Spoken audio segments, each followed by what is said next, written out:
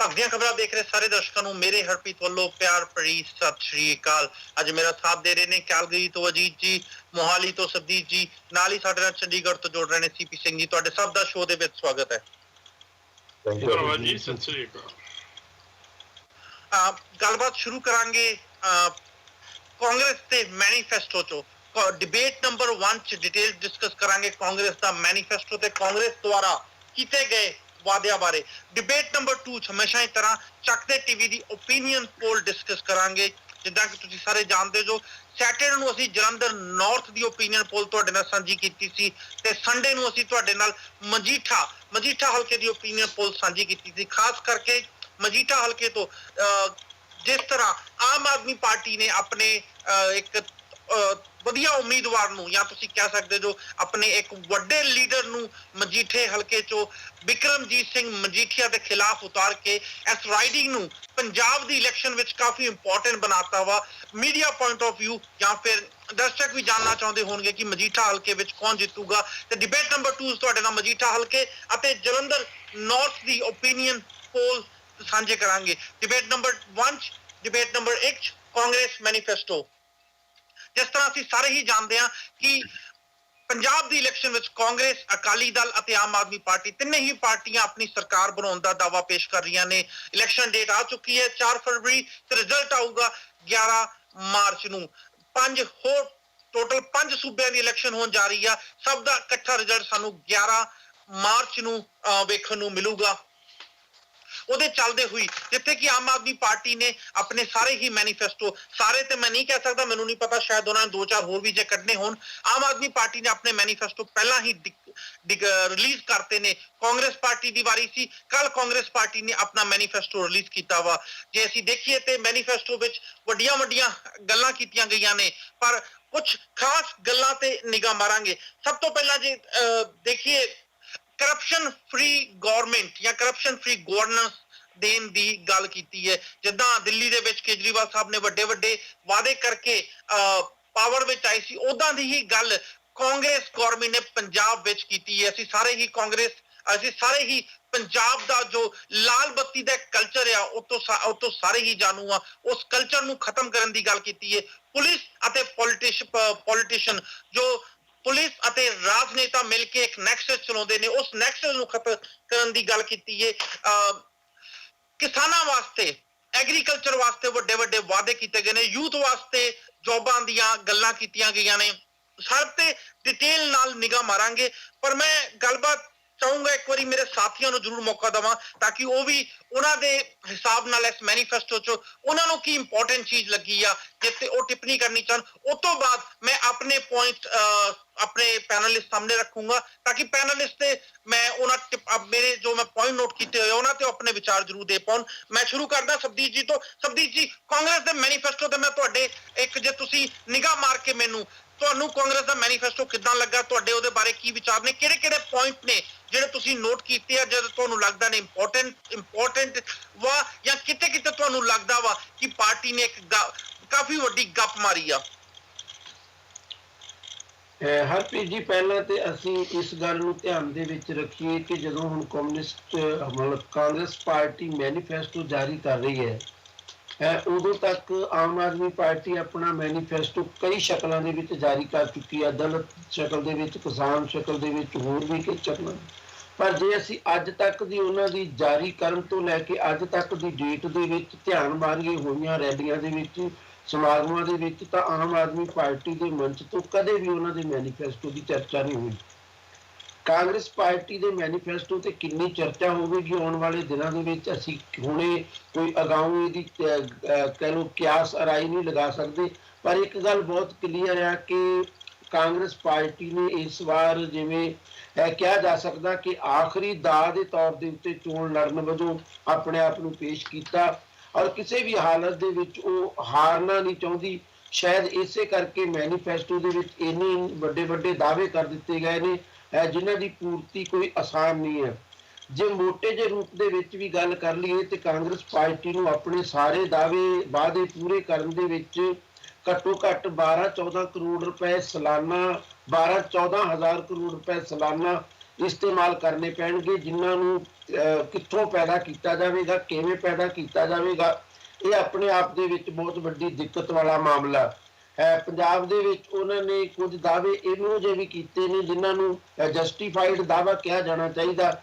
ਮਸਲਨ ਉਹਨਾਂ ਨੇ 2500 ਰੁਪਏ ਹਰ ਬੇਰੁਜ਼ਗਾਰ ਨੂੰ ਬੇਰੁਜ਼ਗਾਰੀ ਭੱਤਾ ਦੇਣ ਦੀ ਗੱਲ ਕੀਤੀ ਹੈ। ਬੇਰੁਜ਼ਗਾਰੀ ਭੱਤਾ 2500 ਮਿਲੇ ਕੋਈ ਆਪਣੇ ਆਪ ਦੇ ਵਿੱਚ ਜ਼ਿਆਦਾ ਰਕਮ ਨਹੀਂ, ਪਰ ਪੰਜਾਬ ਦੇ ਵਿੱਚ ਜਿੰਨੀ ਵੱਡੀ ਪੱਧਰ ਦੇ ਉੱਤੇ ਬੇਰੁਜ਼ਗਾਰੀ ਹੈ ਉਹਨਾਂ ਨੂੰ ਇਹ ਭੱਤਾ ਮੁਹੱਈਆ ਕਰਨਾ ਸਰਕਾਰ ਦੇ ਲਈ ਆਸਾਨ ਨਹੀਂ ਹੋਏਗਾ।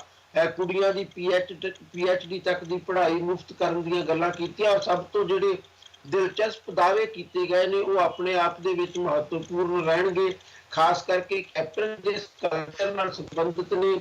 ਉਸ ਕਲਚਰ ਦੇ ਵਿੱਚ ਜੇ ਮਨਪ੍ਰੀਤ ਸਿੰਘ ਬਾਦਲ ਇਹ ਦਾਅਵਾ ਕਰ ਵੀ ਦਿੰਦੇ ਨੇ ਕਨਵੀਨਰ ਦੇ ਤੌਰ ਦੇ ਉੱਤੇ ਮੈਨੀਫੈਸਟੋ ਕਮੇਟੀ ਦੇ, ਤੇ ਜਦੋਂ ਤੱਕ ਪੰਜਾਬ ਦੇ ਉੱਤੇ ਇੱਕ ਦਮੜੀ ਵੀ ਕਰਜ਼ਾ ਚੜਿਆ ਹੋਇਆ ਹੈ ਉਦੋਂ ਤੱਕ ਪੰਜਾਬ ਦਾ ਮੁੱਖ ਮੰਤਰੀ ਕਦੇ ਵੀ ਹਵਾਈ ਜਹਾਜ਼ ਉੱਤੇ ਸਫ਼ਰ ਨਹੀਂ ਕਰੇਗਾ। ਇਹ ਵਾਅਦਾ ਮਨਪ੍ਰੀਤ ਸਿੰਘ ਬਾਦਲ ਕਰ ਸਕਦੇ ਨੇ, ਪਰ ਕੈਪਟਨ ਸਾਹਿਬ ਇਹ ਤੇ ਨਿਭਣਗੇ ਕਿ ਨਹੀਂ, ਏਦਾਂ ਦੇ ਕਈ ਮਾਮਲੇ ਨੇ ਜਿਨ੍ਹਾਂ ਬਾਰੇ ਚਰਚਾ ਕੀਤੀ ਜਾ ਸਕਦੀ ਹੈ। ਬਹੁਤ ਮਹੀਨੇ ਦੇ ਵਿੱਚ ਨਸ਼ਾ ਖਤਮ ਕਰਨ ਦੀ ਗੱਲ ਕਰ ਦਿੱਤੀ ਗਈ ਹੈ। ਤੁਰੰਤ ਬਾਦਲ ਸਾਹਿਬ ਨੇ ਉੱਤੇ ਟਿੱਪਣੀ ਵੀ ਕਰ ਦਿੱਤੀ ਹੈ ਕਿ ਇੰਨੇ ਛੋਟੇ ਸਮੇਂ ਦੇ ਵਿੱਚ ਤਾਂ ਮਲੇਰੀਆ ਖਤਮ ਨਹੀਂ ਹੁੰਦਾ ਜਿੰਨੇ ਸਮੇਂ ਤੋਂ ਨਸ਼ਾ ਖਤਮ ਕਰਨਾ ਚਾਹੁੰਦੇ ਨੇ। ਪਰ ਬਾਦਲ ਸਾਹਿਬ ਨੇ ਇੱਕ ਗੱਲ ਤਾਂ ਮੰਨ ਲਈ ਟੇਢੇ ਢੰਗ ਨਾਲ ਕਿ ਪੰਜਾਬ ਦੇ ਵਿੱਚ ਨਸ਼ੇ ਦੀ ਸਮੱਸਿਆ ਹੈ, ਤੇ ਜੇ ਆ ਵੀ ਜਾਂਦੇ ਨੇ ਕੈਪਟਨ ਤੇ ਉਹ ਆਸਾਨੀ ਨਾਲ ਇਹਨੂੰ ਖਤਮ ਨਹੀਂ ਕਰ ਸਕਣਗੇ। ਹੋਰ ਵੀ ਬਹੁਤ ਗੱਲਾਂ ਨੇ ਜਿਨ੍ਹਾਂ ਬਾਰੇ ਅੱਗੇ ਜਾ ਕੇ ਅਸੀਂ ਚਰਚਾ ਕਰ ਸਕਾਂਗੇ। ਅਜੀਤ ਜੀ। ਹਰਪ੍ਰੀਤ ਜੀ, ਜੇ ਤਾਂ ਇਸ ਡਾਕੂਮੈਂਟ ਨੂੰ ਜਿਹੜਾ ਮੈਨੀਫੈਸਟੋ ਦਾ ਇਹਨੂੰ ਇੱਕ ਵਿਜ਼ਨ ਡਾਕੂਮੈਂਟ ਦੇ ਤੌਰ ਤੇ ਲੈਣਾ ਹੋਵੇ ਜਾਂ ਉਹਨਾਂ ਕੰਮਾਂ ਦੀ ਗੱਲ ਕਰਨ ਵਾਲਾ ਡਾਕੂਮੈਂਟ ਕਹਿਣਾ ਹੋਵੇ ਜਿਹੜੇ ਪੰਜਾਬ 'ਚ ਕਰਨੇ ਲੋੜੀਂਦੇ ਨੇ, ਫਿਰ ਤਾਂ ਇਹ ਬਹੁਤ ਸੋਹਣਾ ਡਾਕੂਮੈਂਟ ਹੈ, ਬੜੀ ਐਗਜ਼ੌਸਟਿਵ ਸਟੱਡੀ ਨਾਲ ਬਣਾਇਆ ਹੋਇਆ ਹੈ। ਪਰ ਜਿਵੇਂ ਇਹਨੂੰ ਇਸ ਤਰ੍ਹਾਂ ਲੈਣ ਦੀ ਗੱਲ ਕੀਤੀ ਜਾਂਦੀ ਹੈ ਕਿ ਹਾਂ ਅਸੀਂ ਇਹਨੂੰ ਕਰ ਦਿੱਤਾ ਜਾਊਗਾ, ਵੱਡੀ ਸਮੱਸਿਆ ਸ਼ਬਦੀਪ ਜੀ ਨੇ ਵੀ ਗੱਲ ਕੀਤੀ ਹੈ ਰਿਸੋਰਸਿਸ ਦੀ ਆਉਂਦੀ ਹੈ। ਜਦੋਂ ਤੁਸੀਂ ਰਿਸੋਰਸਿਸ ਜੋ ਅਵੇਲੇਬਲ ਹੋ ਸਕਦੇ ਨੇ ਜਾਂ ਕ੍ਰੀਏਟ ਕੀਤੇ ਜਾ ਸਕਦੇ ਨੇ ਉਹਨਾਂ ਦੀ ਗੱਲ ਕੀਤੀ ਜਾਂਦੀ ਹੈ, ਤਾਂ ਇਹ ਸਾਰੀਆਂ ਗੱਲਾਂ ਜਿਹੜੀਆਂ ਹੈਗੀਆਂ ਇੱਕ ਭਰਮ ਭੁਲੇਖਾ ਤੇ ਲੋਕਾਂ ਨੂੰ ਸਿਰਫ ਭਰਮਾਉਣ ਵਾਲੇ ਵਾਅਦੇ ਹੀ ਲੱਗਦੇ ਨੇ। ਜਿਵੇਂ ਅਸੀਂ ਜਦੋਂ ਆਮ ਆਦਮੀ ਪਾਰਟੀ ਦਾ ਆਇਆ ਸੀ ਇਹ ਮੈਨੀਫੈਸਟੋ, ਉਹਦੇ ਬਾਰੇ ਵੀ ਗੱਲ ਕੀਤੀ ਸੀ ਕਿ ਰਿਸੋਰਸ ਮੋਬਿਲਾਈਜੇਸ਼ਨ ਬਾਰੇ ਕੁਝ ਵੀ ਨਹੀਂ ਕਿਹਾ ਗਿਆ ਹੈਗਾ। ਇਸੇ ਤਰ੍ਹਾਂ ਹੀ ਸਿਰਫ ਦੋ ਗੱਲਾਂ ਕਹੀਆਂ ਹੈ ਕਿ ਅਸੀਂ ਲੀਕੁਇਡ ਦੀ ਸੇਲ ਦੇ ਵਿੱਚ ਸੈਸ ਲਾ ਕੇ ਔਰ ਜਿਹੜਾ ਰੇਤਾ ਬਜਰੀ ਵਗੈਰਾ ਹੋਰ ਇਹੋ ਜਿਹੀ ਚੀਜ਼ਾਂ ਇਹਨਾਂ ਦੇ ਸੈਸ ਲਾ ਕੇ ਪੈਸਾ ਜਨਰੇਟ ਕਰਨ ਦੀ ਕੋਸ਼ਿਸ਼ ਕਰਾਂਗੇ। ਮੇਰਾ ਖਿਆਲ ਸੈਸ ਜਿਹੜਾ ਹੈਗਾ ਉਹ 2, 3, 5% ਹੋ ਸਕਦਾ ਹੈ, ਜਿਹੜੀ ਉਹਦੀ ਪਹਿਲੀ ਆਮਦਨ ਹੋ ਸਕਦੀ ਆ। ਪਰ ਏਡੀ ਵੱਡੀ ਆਮਦਨ ਤਾਂ ਇਹਨਾਂ ਵਿੱਚੋਂ ਪਹਿਲਾਂ ਹੀ ਦੋ ਚੀਜ਼ਾਂ ਚੋਂ ਨਹੀਂ ਹੋ ਰਹੀ ਜਿਹਦੇ ਤੇ 5-7% ਸੈਸ ਲਾ ਕੇ ਉਹ ਆਮਦਨ ਵਧਾ ਲੈਣਗੇ। ਸੋ ਜਦੋਂ ਰਿਸੋਰਸਿਸ ਮੋਬਿਲਾਈਜੇਸ਼ਨ ਬਾਰੇ ਕੋਈ ਕਲੀਅਰ ਕੱਟ ਗੱਲ ਨਹੀਂ ਹੈਗੀ ਤਾਂ ਇਹ ਸਾਰਾ ਕੁਝ ਬਹੁਤ ਲਿਖਣ ਦੇ ਵਿੱਚ ਸੋਹਣਾ ਲੱਗਦਾ ਹੋਇਆ ਵੀ ਇੱਕ ਲੋਕਾਂ ਨੂੰ ਭਰਮਾਉਣ ਦੀ ਇੱਕ ਚਾਲ ਤੋਂ ਵੱਧ ਇਹਨੂੰ ਕੁਝ ਵੀ ਨਹੀਂ ਕਿਹਾ ਜਾ ਸਕਦਾ ਹੈਗਾ ਜੀ। ਸੀਪੀ ਸਿੰਘ ਜੀ। ਬਿਲਕੁਲ ਹਰਪ੍ਰੀਤ ਜੀ, ਮੈਂ ਕੱਲ ਪੜ੍ਹ ਰਿਹਾ ਸੀ ਪੂਰਾ ਡਾਕੂਮੈਂਟ। ਇਹਦੇ ਵਿੱਚ ਤੁਸੀਂ ਏਦਾਂ ਕਹਿ ਸਕਦੇ ਹੋ ਕਿ ਪੁਰਾਣੀ ਚੀਜ਼ ਨੂੰ ਨਵੀਂ ਪੈਕਿੰਗ ਦੇ ਵਿੱਚ ਪੇਸ਼ ਕਰ ਦਿੱਤਾ ਹੈ। ਸਾਰਾ ਕੁਝ ਬਿਲਕੁਲ ਸੇਮ ਹੀ ਹੈ ਜੋ ਪੰਜਾਬ ਨੂੰ ਲੋੜ ਵੀ ਹੈ, ਲੇਕਿਨ ਉਸ ਨੂੰ ਕਿਸ ਤਰ੍ਹਾਂ ਪ੍ਰੈਜ਼ੈਂਟ ਕੀਤਾ ਗਿਆ ਉਹ ਬਹੁਤ ਵਧੀਆ ਹੈ। ਲੇਕਿਨ ਹੁਣ ਗੱਲ ਸਿਰਫ ਇੱਥੇ ਆ ਜਾਂਦੀ ਹੈ ਕਿ ਇਸ ਦੀ ਇੰਪਲੀਮੈਂਟੇਸ਼ਨ ਕਿੱਦਾਂ ਹੋਏਗੀ, ਇਸ ਨੂੰ ਲਿਆਉਣ ਵਾਸਤੇ ਜਾਂ ਇਸ ਨੂੰ ਲਾਗੂ ਕਰਨ ਵਾਸਤੇ ਰਿਸੋਰਸਿਸ ਕਿੱਥੋਂ ਆਉਣਗੇ, 10 ਤੋਂ 12,000 ਕਰੋੜ ਜਿਹੜਾ ਐਨੂਅਲ ਬੋਝ ਪੈਣਾ ਹੈ ਉਹ ਕਿੱਦਾਂ ਇਹ ਜਨਰੇਟ ਕਰਨਗੇ। ਔਰ ਸੈਕੰਡਲੀ ਇਹਦੇ ਚੋਂ ਇੱਕ ਚੀਜ਼ ਜੋ ਮੈਨੂੰ ਪਰਸਨਲ ਮਿਸਿੰਗ ਲੱਗੀ, ਬਲੈਕ ਮਨੀ ਐਂਡ ਕਰਪਸ਼ਨ ਦਾ ਜਿਹੜਾ ਪੁਆਇੰਟ ਸੀਗਾ ਇਹਦੇ ਵਿੱਚ ਮੈਨੂੰ ਕਿਤੇ ਵੀ ਨਹੀਂ ਦਿਖਿਆ। ਸੋ ਕਿਤੇ ਨਾ ਕਿਤੇ ਇਹ ਉਹਨਾਂ ਨੂੰ ਅਵੋਇਡ ਕੀਤਾ ਗਿਆ ਜਾਂ ਇਹਦੇ ਵਿੱਚ ਨਹੀਂ ਪਾਇਆ ਗਿਆ ਕਿਉਂਕਿ ਉਹ ਅੱਜ ਦੇ ਮਾਹੌਲ ਦੇ ਵਿੱਚ ਉਹ ਮੇਨ ਮੁੱਦਾ ਹੈ। ਔਰ ਸੈਕੰਡਲੀ ਇੱਕ ਜਿਹੜਾ ਮੈਨੂੰ ਮੇਨ ਪੁਆਇੰਟ ਲੱਗਿਆ ਉਹ ਰਿਜ਼ਰਵੇਸ਼ਨ ਦਾ ਲੱਗਿਆ, ਜਿਹੜਾ ਕਿ ਇਹਨਾਂ ਨੇ 12 ਤੋਂ 15% ਕੀਤੀ ਹੈ। ਉਸ ਨੂੰ ਕਿਵੇਂ ਇੰਪਲੀਮੈਂਟ ਕਰਨਗੇ ਔਰ ਉਸ ਬੋਝ ਨੂੰ ਕਿਵੇਂ ਕਵਰ ਅਪ ਕਰਨਗੇ ਉਹ ਹੁਣ ਆਉਣ ਵਾਲਾ ਟਾਈਮ ਹੀ ਦੱਸੇਗਾ। 9 ਨੁਕਤੇ ਜਾਂ 9 ਮੇਨ ਪੁਆਇੰਟ ਨੇ ਇਸ ਪੂਰੇ ਕਾਂਗਰਸ ਦੇ ਮੈਨੀਫੈਸਟੋ ਦੇ। ਮੇਰੇ ਸਾਥੀਆਂ ਨੇ ਆਪਣੀ ਪਹਿਲੇ ਜੋ ਵਿਚਾਰ ਸੀ ਉਹ ਦੇਤੇ ਨੇ। ਥੋੜੀ ਜੀ ਮੈਂ ਵੀ ਜਦੋਂ ਇਹ ਮੈਨੀਫੈਸਟੋ ਦੇਖਿਆ ਆਮ ਆਦਮੀ ਪਾਰਟੀ ਦਾ ਵੀ ਮੈਨੀਫੈਸਟੋ ਆ ਚੁੱਕਿਆ ਵਾ, ਕਾਂਗਰਸ ਪਾਰਟੀ ਦਾ ਕੱਲ ਮੈਨੀਫੈਸਟੋ ਆਇਆ ਤੇ ਮੈਂ ਵੀ ਡਿਸਕਸ਼ਨ ਕਰ ਰਿਹਾ ਸੀ। ਇੱਕ ਸਵਾਲ ਜੋ ਹਰ ਬੰਦੇ ਦੇ ਦਿਮਾਗ ਵਿੱਚ ਸਭ ਤੋਂ ਪਹਿਲਾਂ ਆਉਂਦਾ ਹੈ ਕਿ ਇਹ ਪਾਰਟੀਆਂ ਵਾਅਦੇ ਵੱਡੇ ਵੱਡੇ ਕਰਦੀਆਂ ਨੇ, ਪਰ ਇਹ ਸ਼ਰਤਾਂ ਜਾਂ ਇਹ ਕੰਮ ਪੂਰੇ ਕਰਨ ਵਾਸਤੇ ਰੈਵਨਿਊ ਕਿੱਥੋਂ ਲਿਆਉਣਗੀਆਂ। ਕੈਪਟਨ ਸਾਹਿਬ ਨੂੰ ਵੀ ਕੱਲ ਦਿੱਲੀ ਦੇ ਵਿੱਚ ਜਦੋਂ ਇਹ ਮੈਨੀਫੈਸਟੋ ਰਿਲੀਜ਼ ਕਰ ਰਹੇ ਸੀ, ਪੱਤਰਕਾਰਾਂ ਵੱਲੋਂ ਸਵਾਲ ਪੁੱਛੇ ਗਏ। 47 ਸਾਲ ਦਾ ਐਕਸਪੀਰੀਅੰਸ ਦੱਸਦੇ ਹੋਏ ਤੇ ਰੈਵਨਿਊ ਇਕੱਠਾ ਕੀਤਾ ਜਾ ਸਕਦਾ ਵਾ, ਸਿਰਫ ਬਜਟ ਉੱਤੇ ਨਿਰਭਰ ਰਹਿਣ ਦੀ ਲੋੜ ਨਹੀਂ ਹੈ। ਜੇ ਨੀਤ ਬੰਦੇ ਪਾਰਟੀ ਦੀ ਵਧੀਆ ਹੋਵੇ ਤੇ ਤਰੀਕੇ ਕੱਢੇ ਜਾ ਸਕਦੇ ਆ। ਨਾਲ ਹੀ ਆਪਣੀ ਆਖਰੀ ਟਰਮ, ਆਪਣੀ ਲਾਸਟ ਟਰਮ 'ਚ ਜੋ 2002 ਤੋਂ ਲੈ ਕੇ 2007 ਦੀ ਟਰਮ ਸੀ ਕੈਪਟਨ ਸਾਹਿਬ ਦੀ, ਉਹਦੇ ਲਾਸਟ ਸਾਲ 'ਚ 20 ਲੱਖ ਜੌਬ ਕ੍ਰੀਏਟ ਕਰਨ ਦੀ ਵੀ ਗੱਲ ਕੀਤੀ। ਤੇ ਮੈਂ ਥੋੜਾ ਜਿਹਾ ਮੈਂ ਸੋਚਿਆ ਕਿ ਕਿਉਂ ਨਾ ਕੈਪਟਨ ਸਾਹਿਬ ਅਤੇ ਬਾਕੀ ਜੋ ਪੰਜਾਬ ਦੇ ਸੀਐਮ ਹੈ ਉਹਨਾਂ ਉਧਰ ਥੋੜੀ ਜਿਹੀ ਨਿਗਾਹ ਮਾਰ ਲਈ ਜਾਏ ਤੇ ਦੇਖਿਆ ਜਾਵੇ ਕਿ ਕਿਹੜੇ ਸੀਐਮ ਦਾ ਰਿਪੋਰਟ ਕਾਰਡ ਕੀ ਆਂਦਾ ਵਾ। ਇੱਕ ਗੱਲ ਜਾਣ ਕੇ ਤੇ ਮੈਨੂੰ ਹੈਰਾਨੀ ਵੀ ਹੋਈ ਤੇ ਸ਼ਾਇਦ ਕਾਂਗਰਸ ਪਾਰਟੀ ਦੇ ਹੱਕ ਵਿੱਚ ਜਾਂਦੀ ਆ ਕਿ ਜੇ ਪੰਜਾਬ ਦੀ ਜੀਡੀਪੀ ਦੀ ਗੱਲ ਕਰੀਏ ਤੇ 2002 ਤੇ 2007 ਦਾ ਉਹ ਦੌਰ ਸੀ ਜਦੋਂ ਪੰਜਾਬ ਦੀ ਜੀਡੀਪੀ ਇੱਕ ਵਾਰ ਸਭ ਤੋਂ ਹਾਈ ਟੱਚ ਕਰ ਗਈ ਸੀ। 2007 ਤੋਂ ਬਾਅਦ ਪੰਜਾਬ ਦੀ ਜੀਡੀਪੀ ਦੇ ਵਿੱਚ ਡਿਕਲਾਈਨ ਹੋਣਾ ਸ਼ੁਰੂ ਹੋਇਆ। ਜੋ ਅੱਜ ਆ ਉਹ ਤੁਹਾਡੇ ਸਾਹਮਣੇ ਆ। ਕਾਲਰ ਮੇਰੇ ਨਾਲ ਜੁੜ ਚੁੱਕੇ ਨੇ, ਮੈਂ ਕਾਲਰ ਲੂੰਗਾ, ਉਸ ਤੋਂ ਬਾਅਦ ਗੱਲਬਾਤ ਜਾਰੀ ਰੱਖਾਂਗੇ। ਸਤਿ ਸ਼੍ਰੀ ਅਕਾਲ ਜੀ। ਲਾਸਟ 4 ਨੰਬਰ ਨੇ 8408। ਸਤਿ ਸ਼੍ਰੀ ਅਕਾਲ ਜੀ। ਲਾਸਟ 4 ਨੰਬਰ ਨੇ 8408। आई थिंक शायद लाइन डिस्कनेक्ट हो गई है। थोड़ी जी मैं गल अगे बताऊंगा। जो 9 मेन पॉइंट कांग्रेस ने अपने इस मैनीफेस्टो दसिया। पंजाब दा पानी पंजाब वास्ते आई थिंक सारे ही मेरे पैनलिस्ट इस गल तो बिल्कुल भी बिल्कुल इस गल दे हक विच होंगे कि पंजाब दा पानी पंजाब वास्ते ही है। ना ही मैं इत्थे डिबेट करना चाहूंगा क्योंकि जे असी इस गल च पानी दी डिबेट अगे बहुत बारी कर चुके हैं ते लगभग इलैक्शन दे टाइम ते हर पॉलिटिकल पार्टी ਦਾ ਪੰਜਾਬ ਦੇ ਪਾਣੀਆਂ ਨੂੰ ਲੈ ਕੇ ਇੱਕੋ ਵਰਗੇ ਵਿਚਾਰ ਹੁੰਦੇ ਆ। ਉਸ ਤੋਂ ਬਾਅਦ ਅਗਲਾ ਪੁਆਇੰਟ ਹੈ ਡਰੱਗ ਸਪਲਾਈ ਡਿਸਟ੍ਰੀਬਿਊਸ਼ਨ। ਡਰੱਗ ਤੋਂ ਅਸੀਂ ਸਾਰੇ ਜਾਣਦੇ ਹਾਂ ਜੋ ਪੰਜਾਬ ਦੇ ਵਿੱਚ ਜਿਸ ਤਰ੍ਹਾਂ ਡਰੱਗ ਦੀ ਸਮੱਸਿਆ ਨਾਲ ਪੰਜਾਬ ਜੂਝ ਰਿਹਾ ਵਾ। ਕਾਂਗਰਸ ਵੱਲੋਂ ਇਹ ਵਾਅਦਾ ਕੀਤਾ ਜਾ ਰਿਹਾ ਹੈ ਕਿ 4 ਵੀਕਾਂ 'ਚ ਅਸੀਂ ਡਰੱਗ ਦੀ ਸਮੱਸਿਆ ਖਤਮ ਕਰ ਦਾਂਗੇ। ਉਸ ਤੋਂ ਬਾਅਦ ਜੋ ਇੱਕ ਮੁੱਖ ਸਮੱਸਿਆ ਪੰਜਾਬ ਨੂੰ ਆ ਰਹੀ ਹੈ ਅਨਇੰਪਲੋਇਮੈਂਟ, ਘਰ ਰੋਜ਼ਗਾਰ। ਕਾਂਗਰਸ ਪਾਰਟੀ ਵੱਲੋਂ ਦਾਅਵਾ ਕੀਤਾ ਗਿਆ ਹੈ ਕਿ ਹਰ ਘਰ 55 ਲੱਖ ਐਵਰੇਜ ਅਸੀਂ ਕੱਢਣੇ ਆ। ਸੇਮ ਐਵਰੇਜ ਹੀ ਮੈਂ ਮਾਫੀ ਚਾਹੂੰਗਾ ਜੀ, ਸ਼ਾਇਦ ਕੋਈ ਇਸ਼ੂ ਆ ਰਿਹਾ ਵਾ ਸਾਨੂੰ ਟੈਕਨੀਕਲ। ਇੱਕ ਵਾਰੀ ਮੈਂ I think it's all good. ਜੇ ਐਵਰੇਜ ਕਰੀਏ 55 ਲੱਖ ਘਰ ਹੋ ਜਾਂਦੇ ਨੇ ਪੰਜਾਬ ਦੇ ਵਿੱਚ ਤੇ ਹਰ ਘਰ ਵਾਸਤੇ ਜੌਬ ਮਤਲਬ 55 ਲੱਖ ਜੌਬਾਂ। ਪਰ ਜੇ ਇਹਨੂੰ ਵੀ ਕਾਂਗਰਸ ਪਾਰਟੀ ਨੇ ਥੋੜਾ ਜਿਹਾ ਮੈਨੂਪੂਲੇਟਿਵ ਤਰੀਕੇ ਨਾਲ ਪ੍ਰਸਤੁਤ ਕੀਤਾ ਕਿ ਹਰ ਘਰ ਵਿੱਚ ਜੌਬ ਦੀ ਲੋੜ ਨਹੀਂ ਆ। ਅਸੀਂ ਇੱਕ ਐਵਰੇਜ ਕੱਢੀ ਆ ਤੇ ਲਗਭਗ 25-26 ਲੱਖ ਜੌਬਾਂ ਸਾਨੂੰ ਕ੍ਰੀਏਟ ਕਰਨ ਦੀ ਲੋੜ ਆ। ਇੱਥੇ ਵੀ ਗੱਲ ਕਰਾਂਗੇ। ਬਾਕੀ ਜਦੋਂ ਕਿਸਾਨੀ ਦੀ ਗੱਲ ਹੁੰਦੀ ਹੈ, ਪੰਜਾਬ ਦਾ ਕਿਸਾਨ ਸਮੱਸਿਆ ਨਾਲ ਜੂਝ ਰਿਹਾ। ਸਾਨੂੰ ਸਭ ਨੂੰ ਪਤਾ ਹੈ ਅੱਜ ਜੋ ਕਿਸਾਨਾਂ ਦਾ ਤੇ ਜੋ ਖੇਤੀਬਾੜੀ ਦੀ ਹਾਲਾਤ ਆ ਉਹ ਤੋਂ ਵੀ ਸਭ ਨੂੰ ਪਤਾ। ਉਹਦੇ ਬਾਰੇ ਵੀ ਕਾਫੀ ਗੱਲਾਂ ਕੀਤੀਆਂ ਗਈਆਂ ਨੇ। ਕਿਸਾਨਾਂ ਦਾ ਕਰਜ਼ਾ ਮਾਫ ਕਰਨ ਦੀ ਗੱਲ ਕੀਤੀ ਗਈ ਆ। ਲੱਖ ਟਰੈਕਟਰ ਸਾਲ ਦੇ ਸਬਸਿਡੀ ਦੇ ਦੇਣ ਦੀ ਗੱਲ ਕੀਤੀ ਗਈ ਆ। ਉਸ ਤੋਂ ਬਾਅਦ ਜੇ ਗੱਲ ਕਰਾਂ ਤੇ ਇੰਡਸਟਰੀ ਦੀ, ਕਿਉਂਕਿ ਜਿੰਨੀਆਂ ਵੀ ਪਾਰਟੀਆਂ ਨੇ ਪੰਜਾਬ 'ਚ ਜੌਬ ਕ੍ਰੀਏਟ ਕਰਨ ਦੀ ਗੱਲ ਕਰ ਰਹੀਆਂ ਨੇ, ਪਰ ਜੌਬਾਂ ਕ੍ਰੀਏਟ ਕਿੱਦਾਂ ਹੋਣਗੀਆਂ ਉਹਦਾ ਇੱਕ ਜੋ ਸਭ ਤੋਂ ਜ਼ਿਆਦਾ ਇੰਪੋਰਟੈਂਟ ਆ ਕਿ ਇੰਡਸਟਰੀ ਨੂੰ ਪੰਜਾਬ ਦੇ ਵਿੱਚ ਲਿਆਂਦਾ ਜਾਵੇ, ਇੰਡਸਟਰੀ ਨੂੰ ਗਰੋ ਕੀਤਾ ਜਾਵੇ। ਉਹਦੇ ਬਾਰੇ ਵੀ ਕਾਂਗਰਸ ਨੇ ਕਾਫੀ ਵੱਡੀਆਂ ਗੱਲਾਂ ਕੀਤੀਆਂ ਨੇ। ਵੂਮਨ ਇੰਪਾਵਰਮੈਂਟ ਦੀਆਂ 33% ਰਿਜ਼ਰਵੇਸ਼ਨ ਦੀ ਗੱਲ ਕੀਤੀ ਆ। ਤੇ ਜਦੋਂ ਵੀ ਇਲੈਕਸ਼ਨ ਹੁੰਦੀ ਅਸੀਂ ਸਾਰੇ ਹੀ ਜਾਣਦੇ ਆ ਕਿ ਪਿਛੜੀ ਜਾਤੀ SC ST OBC ਵਾਸਤੇ ਹਰ ਪਾਰਟੀਆਂ ਉਹ ਵੋਟ ਬੈਂਕ ਨੂੰ ਆਪਣੇ ਵੱਲ ਕਰਨ ਵਾਸਤੇ ਕਈ ਪਾਰਟੀਆਂ ਤੇ ਡਿਪਟੀ ਸੀਐਮ ਦੀ ਚੇਅਰ ਜਾਂ ਡਿਪਟੀ ਸੀਐਮ ਦੀ ਪੋਜੀਸ਼ਨ ਤੱਕ ਉਸ ਜਾਤੀ ਨੂੰ ਦੇਣ ਦੀਆਂ ਗੱਲ ਕਰਦੀਆਂ ਹੈ। ਸੇਮ ਗੋਸ ਫॉर ਕਾਂਗਰਸ ਨੇ ਵੀ ਉਸ ਵੋਟ ਬੈਂਕ ਨੂੰ ਲੁਭਾਉਣ ਦੀ ਗੱਲ ਕੀਤੀ ਆ ਤੇ ਫ੍ਰੀ ਘਰ ਤੇ ਹੋਰ ਕਾਫੀ ਅਸੂਲਤਾਂ ਦੇਣ ਦੀ ਗੱਲ ਕੀਤੀ ਹੈ। ਸਭ ਤੋਂ ਪਹਿਲਾਂ ਗੱਲ ਸ਼ੁਰੂ ਕਰਦੇ ਹਾਂ ਡਰੱਗ ਡਿਸਟ੍ਰੀਬਿਊਸ਼ਨ ਤੋਂ ਕਿ ਡਰੱਗ ਦੀ ਸਮੱਸਿਆ ਪੰਜਾਬ ਦੇ ਵਿੱਚ ਕਾਫੀ ਵੱਡੀ ਆ। 4 ਵੀਕਾਂ ਵਿੱਚ ਡਰੱਗ ਦੀ ਸਮੱਸਿਆ ਖਤਮ ਕਰਨ ਦਾ ਦਾਅਵਾ ਪੇਸ਼ ਕੀਤਾ ਜਾ ਰਿਹਾ ਵਾ। ਅਜੀਤ ਜੀ ਤੁਹਾਡੇ ਤੋਂ ਸ਼ੁਰੂ ਕਰਦਾ, ਕੀ ਇਹ ਪੋਸੀਬਲ ਵੀ ਆ?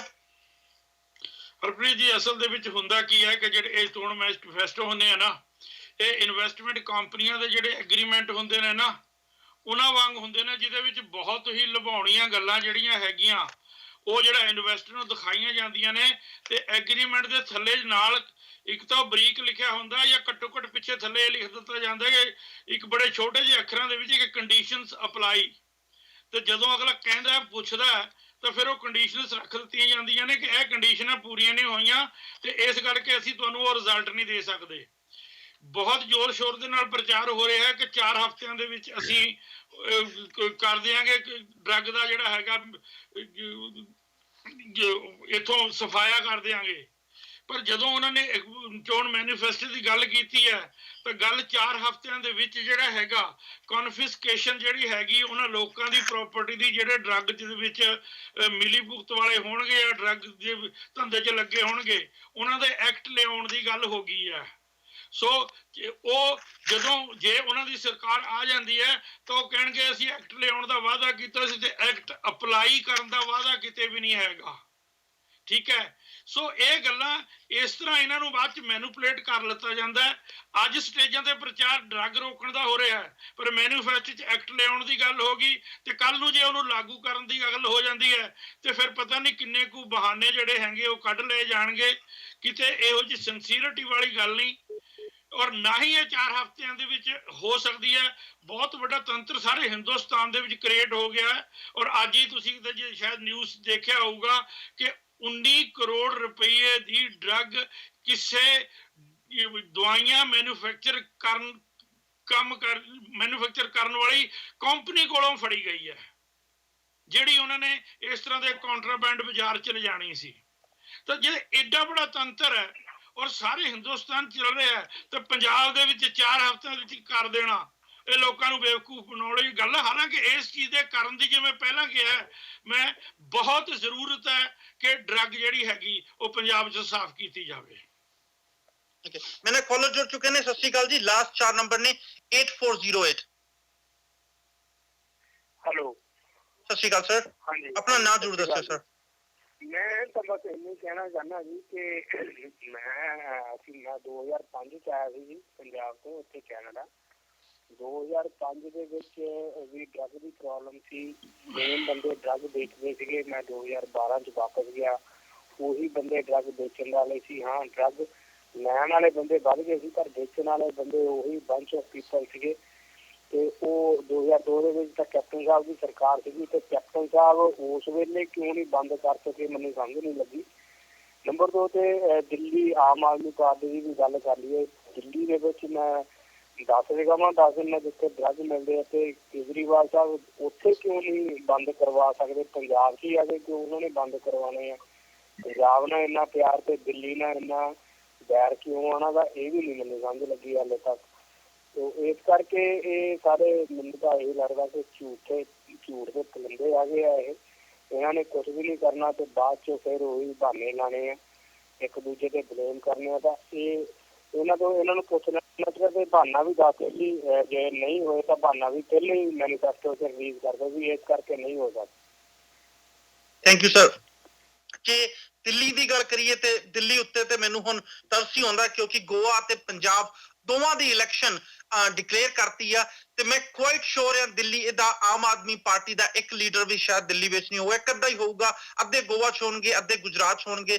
ਤੇ ਜੋ ਤੁਸੀਂ ਕੇਜਰੀਵਾਲ ਸਾਹਿਬ ਦੇ ਡਰੱਗ ਬਾਰੇ ਕਮੈਂਟ ਕੀਤਾ ਮੈਂ ਉੱਤੇ ਕਮੈਂਟ ਵੀ ਨਹੀਂ ਕਰਨਾ ਚਾਹੂੰਗਾ, ਸ਼ਾਇਦ ਦਰਸ਼ਕ ਸਮਝਦਾਰ ਨੇ।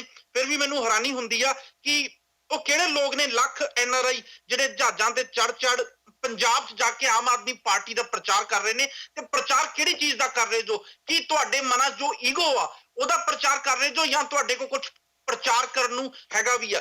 ਡਰੱਗ ਦੇ ਉੱਤੇ ਗੱਲ ਕਰਾਂਗੇ। ਕਾਂਗਰਸ ਪਾਰਟੀ ਦੀ ਜ਼ੀਰੋ ਟੋਲਰੈਂਸ ਪਾਲਿਸੀ ਹੋਊਗੀ ਕਾਂਗਰਸ ਪਾਰਟੀ ਦੀ। ਪੰਜਾਬ ਦੇ ਵਿੱਚ ਸਮਗਲਰ ਦੇ ਖਿਲਾਫ ਪੁਲਿਸ ਆਫੀਸਰ ਜਾਂ ਪੋਲੀਟੀਸ਼ੀਅਨ ਜੋ ਡਰੱਗ ਦੇ ਧੰਦੇ ਦੇ ਵਿੱਚ ਇਨਵੋਲਵ ਹੋਣਗੇ। ਨਾਲ ਹੀ ਕੈਂਪੇਨ ਚਲਾਈ ਜਾਊਗੀ ਯੂਥ ਨੂੰ ਐਜੂਕੇਟ ਕਰਨ ਵਾਸਤੇ। ਉਸ ਤੋਂ ਬਾਅਦ ਜੋ ਕਾਂਗਰਸ ਪਾਰਟੀ ਇੱਕ ਹੋਰ ਦਾਅਵਾ ਕਰਦੀ ਹੈ ਕਿ ਹਰ ਸਾਲ 5% ਸ਼ਰਾਬ ਦੇ ਠੇਕਿਆਂ ਦੇ ਵਿੱਚ ਘਾਟਾ ਕੀਤਾ ਜਾਊਗਾ ਤੇ 5 ਸਾਲ ਦੀ ਜੇ ਟਰਮ ਦੀ ਗੱਲ ਕਰੀਏ 25% ਸ਼ਰਾਬ ਦੇ ਠੇਕੇ ਪੰਜਾਬ 'ਚੋਂ ਘਟ ਜਾਣਗੇ। ਜੇ ਦੇਖਿਆ ਜਾਵੇ ਤੇ ਥੋੜਾ ਜਿਹਾ ਮੈਂ ਰੈਵਨਿਊ ਨੂੰ ਜ਼ਰੂਰ ਮੈਂ ਮਿਲਾ ਕੇ ਸ਼ਰਾਬ ਦੇ ਠੇਕਿਆਂ ਨਾਲ ਵੇਖਣਾ ਚਾਹੂੰਗਾ। ਹਰ ਪੋਲੀਟੀਕਲ ਲੀਡਰ ਇਹ ਮੰਨ ਚੁੱਕਿਆ ਵਾ ਕਿ ਸ਼ਰਾਬ ਤੋਂ ਜੋ ਰੈਵਨਿਊ ਆਉਂਦਾ ਵਾ ਉਹ ਕਾਫੀ ਇੰਪੋਰਟੈਂਟ ਆ ਤੇ ਸ਼ਰਾਬ ਬੰਦ ਹੀ ਨਹੀਂ ਕੀਤੀ ਜਾ ਸਕਦੀ। ਪਰ ਜੋ 25% ਠੇਕੇ ਬੰਦ ਕਰਨ ਦੀ ਗੱਲ ਕੀਤੀ ਜਾ ਰਹੀ ਹੈ ਉਹਦੇ ਨਾਲ ਜੋ 25% ਰੈਵਨਿਊ ਡਿੱਗੂਗਾ, ਉਹ ਇੱਕ ਇੰਟਰਸਟਿੰਗ ਕੁਐਸਚਨ ਆ ਜੋ ਕਾਂਗਰਸ ਪਾਰਟੀ ਦੇ ਲੀਡਰਾਂ ਨੂੰ ਜ਼ਰੂਰ ਆਨਸਰ ਕਰਨਾ ਚਾਹੀਦਾ ਹੈ। ਫਾਸਟ ਟਰੈਕ ਕੋਰਟ ਸੈੱਟ ਕੀਤੇ ਜਾਣਗੇ ਤਾਂ ਕਿ ਜੇ ਡਰੱਗ ਤੋਂ ਰਿਲੇਟਡ ਕੇਸ ਹੋਣ ਤੇ ਉਹਨਾਂ ਸਮਗਲਰਸ ਨੂੰ ਛੇਤੀ ਸਜ਼ਾ ਮਿਲ ਸਕੇ। ਨਾਲ ਹੀ ਉਹ ਲੈਬਸ ਜਿੱਥੋਂ ਰਿਪੋਰਟ ਆਉਂਦੀ ਹੈ ਡਰੱਗ ਹੈਗਾ ਨਹੀਂ ਹੈਗਾ, ਜਦੋਂ ਵੀ ਪੁਲਿਸ ਕੋਈ ਵੀ ਕੇਸ ਫਾਈਲ ਕਰਦੀ ਹੈ ਉਹਨਾਂ ਨੂੰ ਲੈਬ ਦੀ ਰਿਪੋਰਟ ਫਾਈਲ ਕਰਨੀ ਪੈਂਦੀ ਹੈ, ਜਿਹਦਾ ਕਿ ਰੈਗੂਲਰ ਟਾਈਮ 6 ਮਹੀਨੇ ਆ ਉਹਨੂੰ ਘਟਾ ਕੇ 30 ਡੇਜ਼ ਕੀਤਾ ਜਾਊਗਾ ਤੇ ਡਰੱਗ ਡੀਲਰ ਪ੍ਰਾਪਰਟੀ ਐਕਟ ਵਿੱਚ ਸ਼ੋਧ ਕੀਤੀ ਜਾਊਗੀ ਤਾਂ ਕਿ ਉਹ ਲੋਕ ਜੋ ਡਰੱਗ ਦੇ ਧੰਦੇ ਨਾਲ ਪੈਸੇ ਬਣਾ ਸਕੇ ਉਹਨਾਂ ਦੀ ਪ੍ਰਾਪਰਟੀ ਨੂੰ ਕੁਰਕੀ ਕੀਤੀ ਜਾ ਸਕੇ। ਨਾਲ ਹੀ 45,000 ਕੇਸ ਅੱਜ ਦੀ ਡੇਟ ਦੇ ਵਿੱਚ ਪੰਜਾਬ ਦੇ ਵਿੱਚ NDPC ਐਕਟ ਦੇ ਅੰਤਰਗਤ ਰਜਿਸਟਰਡ ਨੇ। ਜੇ ਅਸੀਂ ਗੱਲ ਕਰੀਏ ਤੇ ਕਾਂਗਰਸ ਪਾਰਟੀ ਅਤੇ ਆਮ ਆਦਮੀ ਪਾਰਟੀ ਹੋਰ ਕਾਫੀ NGOs ਨੇ ਜਿਨ੍ਹਾਂ ਦਾ ਇਹ ਕਹਿਣਾ ਵਾ ਮੋਸਟਲੀ ਕੇਸਿਸ ਰਜਿਸਟਰਡ FIR ਉਹਨਾਂ ਦੇ ਖਿਲਾਫ ਨੇ ਜੋ ਡਰੱਗ ਦੇ ਯੂਜ਼ਰਸ ਨੇ, ਪਰ ਜੋ ਡਰੱਗ ਦੇ ਡੀਲਰਸ ਨੇ ਉਹਨਾਂ ਦੇ ਖਿਲਾਫ ਸਰਕਾਰ ਨੇ ਕਾਰਵਾਈ ਨਹੀਂ ਕੀਤੀ। ਤੇ ਕਾਂਗਰਸ ਪਾਰਟੀ ਇਹ ਦਾਅਵਾ ਕਰਦੀ ਆ ਕਿ ਆਉਣ ਵਾਲੇ ਜੇ ਕਾਂਗਰਸ ਪਾਰਟੀ ਸਰਕਾਰ ਬਣਦੀ ਆ ਉਹਨਾਂ ਸਭ ਕੇਸਿਸ ਤੇ ਇਨਕੁਆਇਰੀ ਕੀਤੀ ਜਾਊਗੀ ਤੇ ਉਹ ਲੋਕ ਜੋ ਨਿਰਦੋਸ਼ ਨੇ ਉਹਨਾਂ ਨੂੰ ਛੱਡਿਆ ਜਾਊਗਾ। CP ਸਿੰਘ ਜੀ ਜਾਂ ਸੁਖਦੀਪ ਜੀ ਜੋ ਕਮੈਂਟ ਕਰਨਾ ਚਾਹੋ ਪਲੀਜ਼ ਗੋ ਹੈਡ।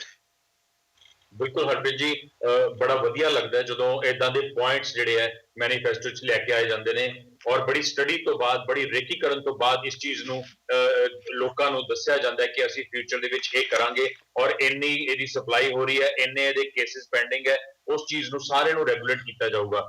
ਕਿੰਨੀ ਚੰਗੀ ਗੱਲ ਹੋਵੇ ਜੇ ਇਹਨਾਂ ਸਾਰੇ ਪੁਆਇੰਟਸ ਦੇ ਵਿੱਚ ਉਹਨੂੰ ਉਠਾਇਆ ਤਾਂ ਜਾ ਰਿਹਾ ਹੈ ਲੇਕਿਨ ਉਹਦੀ ਅਗਰ ਇੰਪਲੀਮੈਂਟੇਸ਼ਨ ਬਹੁਤ ਹੀ ਵਧੀਆ ਤਰੀਕੇ ਨਾਲ ਕਰ ਦਿੱਤੀ ਜਾਵੇ ਔਰ ਕਿੰਨਾ ਵਧੀਆ ਹੋਵੇ ਜੇ ਇਦਾਂ ਦੇ ਕੇਸਿਸ, ਇਦਾਂ ਦੇ ਠੇਕੇ ਜਿਹੜੇ ਜਿਵੇਂ ਉਹਨਾਂ ਨੇ ਕਿਹਾ ਕਿ 25% ਠੇਕੇ ਜਿਹੜੇ ਘਟਾਏ ਜਾਣਗੇ ਉਹ ਚੀਜ਼ ਨੂੰ ਇੰਪਲੀਮੈਂਟ ਕਰ ਦਿੱਤਾ ਜਾਵੇ ਤਾਂ ਬਹੁਤ ਵਧੀਆ ਹੋ ਜਾਏਗਾ। ਲੇਕਿਨ ਇੱਥੇ ਇੱਕ ਬਹੁਤ ਵੱਡਾ ਕੁਐਸਚਨ ਮਾਰਕ ਖੜਾ ਹੁੰਦਾ ਹੈ ਜਦੋਂ ਤੁਸੀਂ 25% ਠੇਕੇ ਘੱਟ ਕਰਨ ਦੀ ਗੱਲ ਕਰਦੇ ਹੋ ਤਾਂ ਇੱਥੇ ਇੱਕ ਇਹ ਵੀ ਚੀਜ਼ ਆਉਂਦੀ ਹੈ ਕਿ ਜਿਹੜੇ ਜ਼ਿਆਦਾਤਰ ਸ਼ੇਅਰ ਠੇਕਿਆਂ ਦੇ ਵਿੱਚ ਵੱਡੇ ਵੱਡੇ ਲੋਕਾਂ ਦਾ ਹੈ, ਜਿਹੜੇ ਕਿ ਚਾਹੇ ਉਹ MLA ਨੇ ਜਾਂ ਉਹ MP ਨੇ, ਉਹਨਾਂ ਦੇ ਵਿੱਚ ਉਹਨਾਂ ਦਾ ਸ਼ੇਅਰ ਜ਼ਰੂਰ ਹੈ।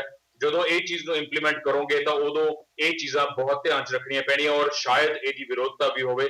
ਇੱਥੇ ਇਹ ਕੁਐਸਚਨ ਖੜਾ ਹੋ ਜਾਂਦਾ ਹੈ ਕਿ ਜਦੋਂ ਅਸੀਂ 4 ਹਫ਼ਤੇ ਦੇ ਵਿੱਚ ਨਸ਼ੇ ਦੀ ਤਸਕਰੀ, ਵਿਕਰੀ ਜਾਂ ਜਿਹੜੇ ਉਹਦੇ ਯੂਜ਼ ਕਰਦੇ ਨੇ ਉਸ ਚੀਜ਼ ਨੂੰ ਰੋਕਣ ਦੀ ਗੱਲ ਕਰਦੇ ਆ ਤਾਂ 4 ਹਫ਼ਤੇ ਜਿਹੜੇ ਆ ਉਹ ਬਹੁਤ ਹੀ ਛੋਟੇ ਹੋ ਜਾਣਗੇ। ਆਈ ਥਿੰਕ ਇਹਦੇ ਲਈ ਤਾਂ 4 ਸਾਲ ਕੀ 40 ਸਾਲ ਵੀ ਬਹੁਤ ਘੱਟ ਨੇ ਕਿਉਂਕਿ ਇੰਨਾ ਪੈਨੀਟ੍ਰੇਟ ਕਰ ਚੁੱਕਾ ਹੈ ਇਹ ਚੀਜ਼ ਪੰਜਾਬ ਦੇ ਵਿੱਚ ਜਾਂ ਕਹਿ ਲਓ ਕਿ ਪੂਰਾ ਨੈਸ਼ਨ ਵਾਈਜ਼।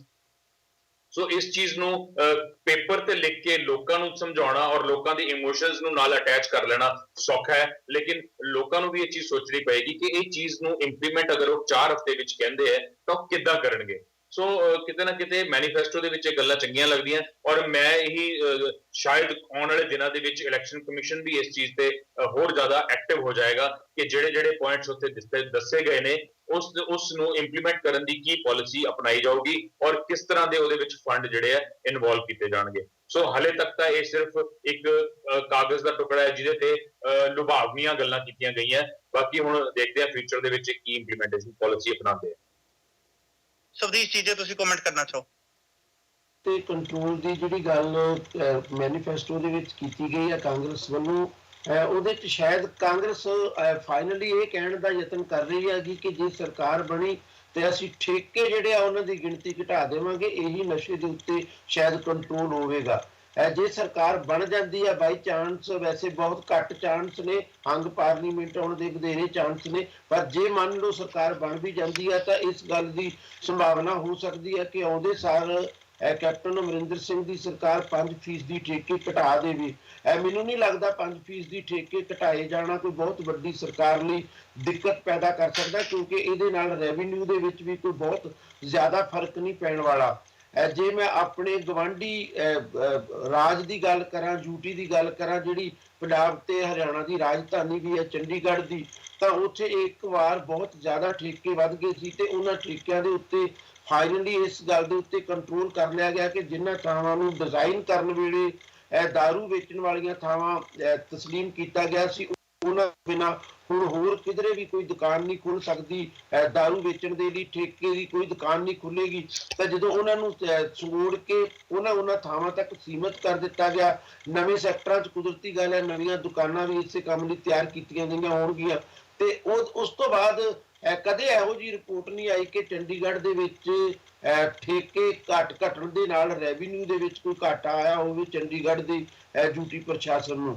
ਪੰਜਾਬ ਦੇ ਵਿੱਚ ਵੀ ਜੇ 5% ਦੀ ਠੇਕੇ ਘਟਾ ਦਿੱਤੇ ਜਾਣਗੇ ਤਾਂ ਕੁਦਰਤੀ ਗੱਲ ਹੈ ਕੋਈ ਐਸੇ ਤਰੀਕੇ ਦੇ ਨਾਲ ਘਟਾਏ ਜਾਣਗੇ ਕਿ ਲੋਕਾਂ ਦੀ ਪਹੁੰਚ ਦੇ ਵਿੱਚ ਹੀ ਠੇਕੇ ਰਹਿਣਗੇ ਔਰ ਦਾਰੂ ਥੋੜੇ ਬਹੁਤੇ ਫਰਕ ਨਾਲ ਉਸੇ ਤਰ੍ਹਾਂ ਹੀ ਵਿਕਦੀ ਰਹੇਗੀ। ਪਰ ਸਵਾਲ ਅਸਲ ਦੇ ਵਿੱਚ ਠੇਕਿਆਂ ਦੇ ਉੱਤੋਂ ਦਾਰੂ ਘਟਾਏ ਜਾਣ ਦਾ ਨਹੀਂ ਹੈ। ਸਵਾਲ ਇਹ ਹੈ ਕਿ ਜਿਹੜੇ ਨਸ਼ੇ ਗੈਰ ਕਾਨੂੰਨੀ ਤਰੀਕੇ ਦੇ ਨਾਲ ਇਸਤੇਮਾਲ ਹੋ ਰਹੇ ਨੇ ਪੰਜਾਬ ਦੇ ਵਿੱਚ, ਜਿਹੜਾ ਇੱਕ ਬਹੁਤ ਵੱਡਾ ਕਲਿੱਕ ਬਣ ਚੁੱਕਾ ਵਾ ਔਰ ਲੋਕਾਂ ਦੀ ਮਾਨਤਾ ਇਹ ਹੈ ਕਿ ਇਸ ਕਲਿੱਕ ਦੇ ਵਿੱਚ ਕਾਂਗਰਸੀ ਤੇ ਅਕਾਲੀ ਦੋਨੋਂ ਤਰ੍ਹਾਂ ਦੇ ਨੇਤਾ ਸ਼ਾਮਲ ਨੇ ਤੇ ਇਸ ਕਰਕੇ ਇਸ ਕਲਿੱਕ ਨੂੰ ਤੋੜਨਾ ਬਹੁਤ ਔਖੀ ਗੱਲ ਹੈ। ਔਰ ਜਦੋਂ CBI ਦੀ ਜਾਂਚ ਦੇ ਉੱਤੇ ਕੈਪਟਨ ਸਾਹਿਬ ਨੇ ਇੱਕ ਤਰ੍ਹਾਂ ਨਾਲ ਸਵਾਲੀਆ ਨਿਸ਼ਾਨ ਲਾ ਦਿੱਤੇ ਸੀ, ਜਦੋਂ ਬਾਜਵਾ ਸਾਹਿਬ CBI ਦੀ ਮੰਗ ਲਈ ਜਨਤਕ ਰੈਲੀਆਂ ਕਰ ਰਹੇ ਸੀ, ਕੈਪਟਨ ਸਾਹਿਬ ਨੇ CBI ਦੀ ਜਾਂਚ ਦੀ ਮੰਗ ਨੂੰ ਰੱਦ ਕਰਦੇ ਹੋਏ ਇੱਕ ਤਰ੍ਹਾਂ ਨਾਲ ਵਿਕਰਮ ਮਜੀਠੀਆ ਦੀ ਮਦਦ ਹੀ ਕਰ ਦਿੱਤੀ ਸੀ। ਉਹ ਸਵਾਲ ਆਪਣੇ ਆਪ ਦੇ ਵਿੱਚ ਮਾਨੇਖੇਜ਼ ਬਣ ਗਿਆ ਸੀ ਕਿ ਸ਼ਾਇਦ ਕੈਪਟਨ ਸਾਹਿਬ ਇਸ ਕਰਕੇ ਵੀ ਇਹਦਾ ਵਿਰੋਧ ਕਰ ਰਹੇ ਨੇ ਕਿਉਂਕਿ ਕਾਂਗਰਸੀ ਵੀ ਇਹਦੇ ਵਿੱਚ ਟੰਗੇ ਜਾਣਗੇ ਜੇ CBI ਸੱਚਮੁੱਚ ਜਾਂਚ ਕਰਦੀ ਹੈ। ਇਹ ਸੱਚਾਈ ਕਿੰਨੀ ਕਿਆ ਲੋਕਾਂ ਦੀ ਮਾਨਤਾ ਹਕੀਕਤਾਂ ਦੇ ਕਰੀਬ ਆ ਜਾਂ ਇੱਕ ਲੋਕਾਂ ਦੇ ਅੰਦਰ ਇੱਕ ਭਾਵਨਾ ਬਣ ਗਈ ਆ ਆਪਣੇ ਨੇਤਾਵਾਂ ਨੂੰ ਦੇਖਦੇ ਹੋਏ। ਹੁਣੇ ਜਿਵੇਂ ਕਾਲਰ ਨੇ ਵੀ ਕਿਹਾ ਸੀ ਕਿ ਦਾਰੂ ਨਸ਼ੇ ਦਾ ਧੰਦਾ ਕਰਨ ਵਾਲੇ ਤਬਦੀਲ ਨਹੀਂ ਹੋਏ, ਖਾਣ ਪੀਣ ਵਾਲਿਆਂ ਦੀ ਗਿਣਤੀ ਬੇਸ਼ੱਕ ਵੱਧ ਗਈ ਹੋਵੇ, ਇਸਤੇਮਾਲ ਕਰਨ ਵਾਲਿਆਂ ਦੀ ਗਿਣਤੀ ਬੇਸ਼ੱਕ ਵੱਧ ਗਈ ਹੋਵੇ। ਮੈਨੂੰ ਨਹੀਂ ਪਤਾ ਉਹਨਾਂ ਨੇ ਕਿਹਨਾਂ ਤੱਥਾਂ ਦੇ ਆਧਾਰ ਦੇ ਉੱਤੇ ਇਹ ਗੱਲ ਕੀਤੀ ਹੋਏਗੀ ਕਾਲਰ ਨੇ ਕਿ ਉਹਨਾਂ ਦੇ ਵਿੱਚ ਕੋਈ ਫਰਕ ਨਹੀਂ ਪਿਆ, ਪਰ ਮੈਨੂੰ ਇਹ ਲੱਗਦਾ ਕਿ ਫਰਕ ਘੱਟ ਜਾਂ ਵੱਧ ਜ਼ਰੂਰ ਪਿਆ ਹੋਏਗਾ। ਕਾਲੀਆਂ ਦੇ ਆਉਣ ਨਾਲ ਕਾਲੀ ਪੱਖੀ ਜਿਹੜੇ ਨਸ਼ਾ ਵੇਚਣ ਵਾਲੇ ਵੱਧਦੇ ਕਾਂਗਰਸੀ ਜਾਣਗੇ। ਪਰ ਇੱਕ ਗੱਲ ਜਿਹੜੀ ਮੇਰੇ ਮਨ ਦੇ ਵਿੱਚ ਆਉਂਦੀ ਹੈ ਕਿ ਪਾਰਟੀਆਂ ਨੇ ਜਿਹੜੇ ਮੈਨੀਫੈਸਟੋ ਹੁਣ ਤੱਕ ਜਾਰੀ ਕੀਤੇ ਨੇ ਯੂਨੀਵਰਸਿਟੀ ਨਾਲ ਜਿਹੜੀ ਇਹਨਾਂ ਮੈਨੀਫੈਸਟੋਆਂ ਦੇ ਵਿੱਚ ਚੰਗੇ ਤੱਤ ਨੇ ਜੇ ਆਪ ਨੂੰ ਬਚਾਉਣਾ ਚਾਹੁੰਦੇ ਨੇ ਤਾਂ ਬਿਨਾਂ ਇਹ ਵੇਖੇ ਬਿਨਾਂ ਇਹ ਸੁਣਨ ਲਾਗੂ ਕਰਨ ਕੋਸ਼ਿਸ਼ ਕਰਨੀ ਚਾਹੀਦੀ ਹੈ। ਚਾਹੇ ਉਹ ਚੰਗੀ ਚੀਜ਼ ਕਾਂਗਰਸ ਦੇ ਮੈਨੀਫੈਸਟੋ ਦੇ ਵਿੱਚ ਸਰਕਾਰ ਆਮ ਆਦਮੀ ਪਾਰਟੀ ਦੀ ਬਣਦੀ ਆ, ਉਹਨੂੰ ਵੀ ਇਸ ਗੱਲ ਨੂੰ ਇਸਤੇਮਾਲ ਕਰਨਾ ਚਾਹੀਦਾ ਚੰਗੀਆਂ ਪੱਖਾਂ ਨੂੰ। ਜੇ ਸਰਕਾਰ ਕਾਂਗਰਸ ਦੀ ਬਣਦੀ ਆ ਤਾਂ ਉਹਨੂੰ ਆਮ ਆਦਮੀ ਪਾਰਟੀ ਦੇ ਮੈਨੀਫੈਸਟੋ ਜਿਹੜੇ ਕਈ ਰੰਗਾਂ 'ਚ ਆਏ ਨੇ ਉਹਨਾਂ 'ਚ ਜਿਹੜੀਆਂ ਚੰਗੀਆਂ ਚੀਜ਼ਾਂ ਨੇ ਉਹਨਾਂ ਨੂੰ ਜ਼ਰੂਰ ਇਸਤੇਮਾਲ ਕਰਨਾ। ਇਹਨਾਂ ਜਿਹੜੀ ਲੋਕਾਂ ਨੂੰ ਚੋਰੀ ਵਧਾਏ ਜਾਣ ਦੀ ਗੱਲ ਕੀਤੀ ਹੈ, ਮੈਨੂੰ ਲੱਗਦਾ ਵਾ ਜਦੋਂ ਨਵੀਆਂ ਨੌਕਰੀਆਂ ਨਿਕਲਣਗੀਆਂ ਇਹ ਗੱਲ ਉਹਦੇ ਤੇ ਬਹੁਤੀ ਐਪਲੀਕੇਸ਼ਨ ਨਹੀਂ ਹੋਣੀ। ਜੇ ਸੱਚਮੁੱਚ ਸਰਕਾਰ ਨੇ ਵਧਾਉਣੀ ਹੈਗੀ ਰਿਜ਼ਰਵੇਸ਼ਨ 15 ਕਰਤਾ, ਜਿਹੜੀਆਂ ਆਲਰੇਡੀ ਪੋਸਟਾਂ ਦਲਿਤਾਂ ਦੀਆਂ ਖਾਲੀ ਪਈਆਂ ਨੇ ਜਿਨ੍ਹਾਂ ਦੇ ਉੱਤੇ 25 ਮਤਲਬ ਬਣਦੇ ਹਿਸਾਬ ਦੇ ਨਾਲ ਉਹਨਾਂ ਨੂੰ ਤਾਇਨਾਤ ਪਹਿਲਾਂ ਹੀ ਨਹੀਂ ਕੀਤਾ ਗਿਆ, ਉਹਨਾਂ ਉੱਤੇ ਵੀ ਜੇ ਨੌਕਰੀਆਂ ਦੇਣ ਦੀ ਗੱਲ ਸ਼ੁਰੂਆਤੀ ਸਾਲਾਂ ਦੇ ਵਿੱਚ ਸਰਕਾਰ ਨੂੰ ਕਰਨੀ ਪਈ ਤਾਂ ਮੈਨੂੰ ਲੱਗਦਾ ਉਹ ਵੀ ਕੋਈ ਇੰਨਾ ਸੌਖਾ ਨਹੀਂ ਹੋਏਗਾ ਕੈਪਟਨ ਅਮਰਿੰਦਰ ਸਿੰਘ ਲਈ ਸੱਚੀ ਮੁੱਚੀ ਰਿਜ਼ਰਵੇਸ਼ਨ ਵਧਾਉਣੀ। ਔਰ ਉਦੋਂ ਵਧਾਉਣੀ ਜਦੋਂ ਸਾਰਿਆਂ ਨੂੰ ਰੁਜ਼ਗਾਰ ਦਾ ਦਾਅਵਾ ਕੀਤਾ ਗਿਆ, ਆਪਣੇ ਆਪ ਦੇ ਵਿੱਚ ਔਖੀ ਗੱਲ ਹੈ। ਮੈਨੂੰ ਲੱਗਦਾ ਜੇ ਕੋਈ ਸਰਕਾਰ ਪੰਜਾਬ ਦਾ ਭਲਾ ਕਰਨਾ ਚਾਹੁੰਦੀ ਹੈ, ਜੇ ਕੋਈ ਸਰਕਾਰ ਦੇਸ਼ ਦਾ ਭਲਾ ਕਰਨਾ ਚਾਹੁੰਦੀ ਹੈ ਤਾਂ ਉਹਦੀ ਪਹਿਲੀ ਜਿਹੜੀ ਲੋੜ ਹੈ ਇਹ ਹੈ ਕਿ ਸਭ ਨੂੰ ਐਜੂਕੇਸ਼ਨ ਮਿਲੇ ਤੇ ਸਭ ਨੂੰ ਰੁਜ਼ਗਾਰ ਮਿਲੇ। ਰਿਜ਼ਰਵੇਸ਼ਨ ਦਾ ਆਧਾਰ ਉਹਦੇ ਵਿੱਚ ਸ਼ਾਮਲ ਹੋ ਸਕਦਾ ਪਰ ਪਹਿਲੀ ਚੀਜ਼ ਹੈ ਸਭ ਨੂੰ ਰੁਜ਼ਗਾਰ ਦੇਣ ਦੀ। ਔਰ ਸਰਕਾਰ ਹਾਲੇ ਸਭ ਨੂੰ ਰੁਜ਼ਗਾਰ ਦੇਣ ਦੀ ਗੱਲ ਨੂੰ ਟੇਢੇ ਤਰੀਕੇ ਨਾਲ ਰੱਦ ਵੀ ਕਰ ਰਹੀ ਹੈ ਜਦੋਂ ਉਹ ਬੇਰੁਜ਼ਗਾਰਾਂ ਨੂੰ ਬੇਰੁਜ਼ਗਾਰੀ ਭੱਤਾ ਦੇਣ ਦੀ ਗੱਲ ਕਰ ਰਹੀ ਹੈ। ਇਹਦਾ ਅਰਥ ਇਹੀ ਹੈ ਕਿ ਪੰਜਾਬ ਦੇ ਵਿੱਚ ਬਣਨ ਵਾਲੀ ਕਾਂਗਰਸ ਦੀ ਸਰਕਾਰ ਜੇ ਉਹ ਬਣ ਜਾਂਦੀ ਹੈ ਤਾਂ ਬਹੁਤ ਘੱਟ ਚਾਂਸ ਨੇ ਕਿ ਉਹ ਲੋਕਾਂ ਨੂੰ ਸਭ ਨੂੰ ਰੁਜ਼ਗਾਰ ਦੇਵੇ। ਵਾਅਦੇ ਦੇ ਬਾਵਜੂਦ ਕਿ ਹਰ ਘਰ 'ਚ ਰੁਜ਼ਗਾਰ ਜਾਵੇਗਾ ਅਲਟੀਮੇਟਲੀ ਲੋਕਾਂ ਨੂੰ ਬੇਰੁਜ਼ਗਾਰੀ ਭੱਤਾ ਦੇਣ ਤੱਕ ਸੀਮਿਤ ਕਰ ਦਿੱਤਾ ਜਾਏਗਾ ਤੇ ਆਸਾਨ ਇਹ ਵੀ ਨਹੀਂ ਹੈ। ਔਰ ਉਹਦੇ 'ਚ ਕਿੰਨੀਆਂ ਸ਼ਰਤਾਂ ਲੱਗਣਗੀਆਂ ਉਹ ਅਸੀਂ ਆਉਣ ਵਾਲੇ ਦਿਨਾਂ 'ਚ ਦੇਖ ਸਕਾਂਗੇ ਜੇ ਬਾਈ ਚਾਂਸ ਕਾਂਗਰਸ ਦੀ ਸਰਕਾਰ ਬਣ ਜਾਏਗੀ। ਥੈਂਕ ਯੂ ਸੁਰਜੀਤ ਜੀ। ਥੋੜੀ ਜਿਹੀ ਹੁਣ ਗੱਲ ਕਰਾਂਗੇ ਫਾਰਮਰਸ ਦੀ, ਕਿਸਾਨਾਂ ਦੀ ਜਾਂ ਫਿਰ ਐਗਰੀਕਲਚਰ ਦੀ। ਅਸੀਂ ਸਾਰੇ ਹੀ ਜਾਣਦੇ ਹਾਂ ਕਿ ਪੰਜਾਬ ਦੇ ਵਿੱਚ ਕਿਸਾਨੀ ਦਾ ਕਾਫੀ ਜ਼ਿਆਦਾ ਮੰਦਾ ਹਾਲ ਆ। ਪਾਣੀ ਦਾ ਲੈਵਲ ਆਲਰੇਡੀ ਕਾਫੀ ਥੱਲੇ ਜਾ ਰਿਹਾ ਵਾ। ਕਿਸਾਨ ਇੱਕ ਨਹੀਂ ਕਈ ਚੀਜ਼ਾਂ ਤੋਂ ਜੂਝ ਰਿਹਾ ਵਾ। ਇਹਦੇ ਚੱਲਦੇ ਹੋਏ ਹੀ ਕਾਂਗਰਸ ਪਾਰਟੀ ਨੇ ਵੀ ਫ੍ਰੀ ਬਿਜਲੀ ਜੋ ਕਿ ਸ਼੍ਰੋਮਣੀ ਅਕਾਲੀ ਦਲ ਪਿਛਲੇ ਕੁਝ ਸਾਲ ਤੋਂ as a vote bank use ਕਰ ਰਹੀ ਸੀ, ਉਹੀ ਗੱਲ ਕਾਂਗਰਸ ਪਾਰਟੀ ਨੇ ਵੀ ਕੀਤੀ ਆ।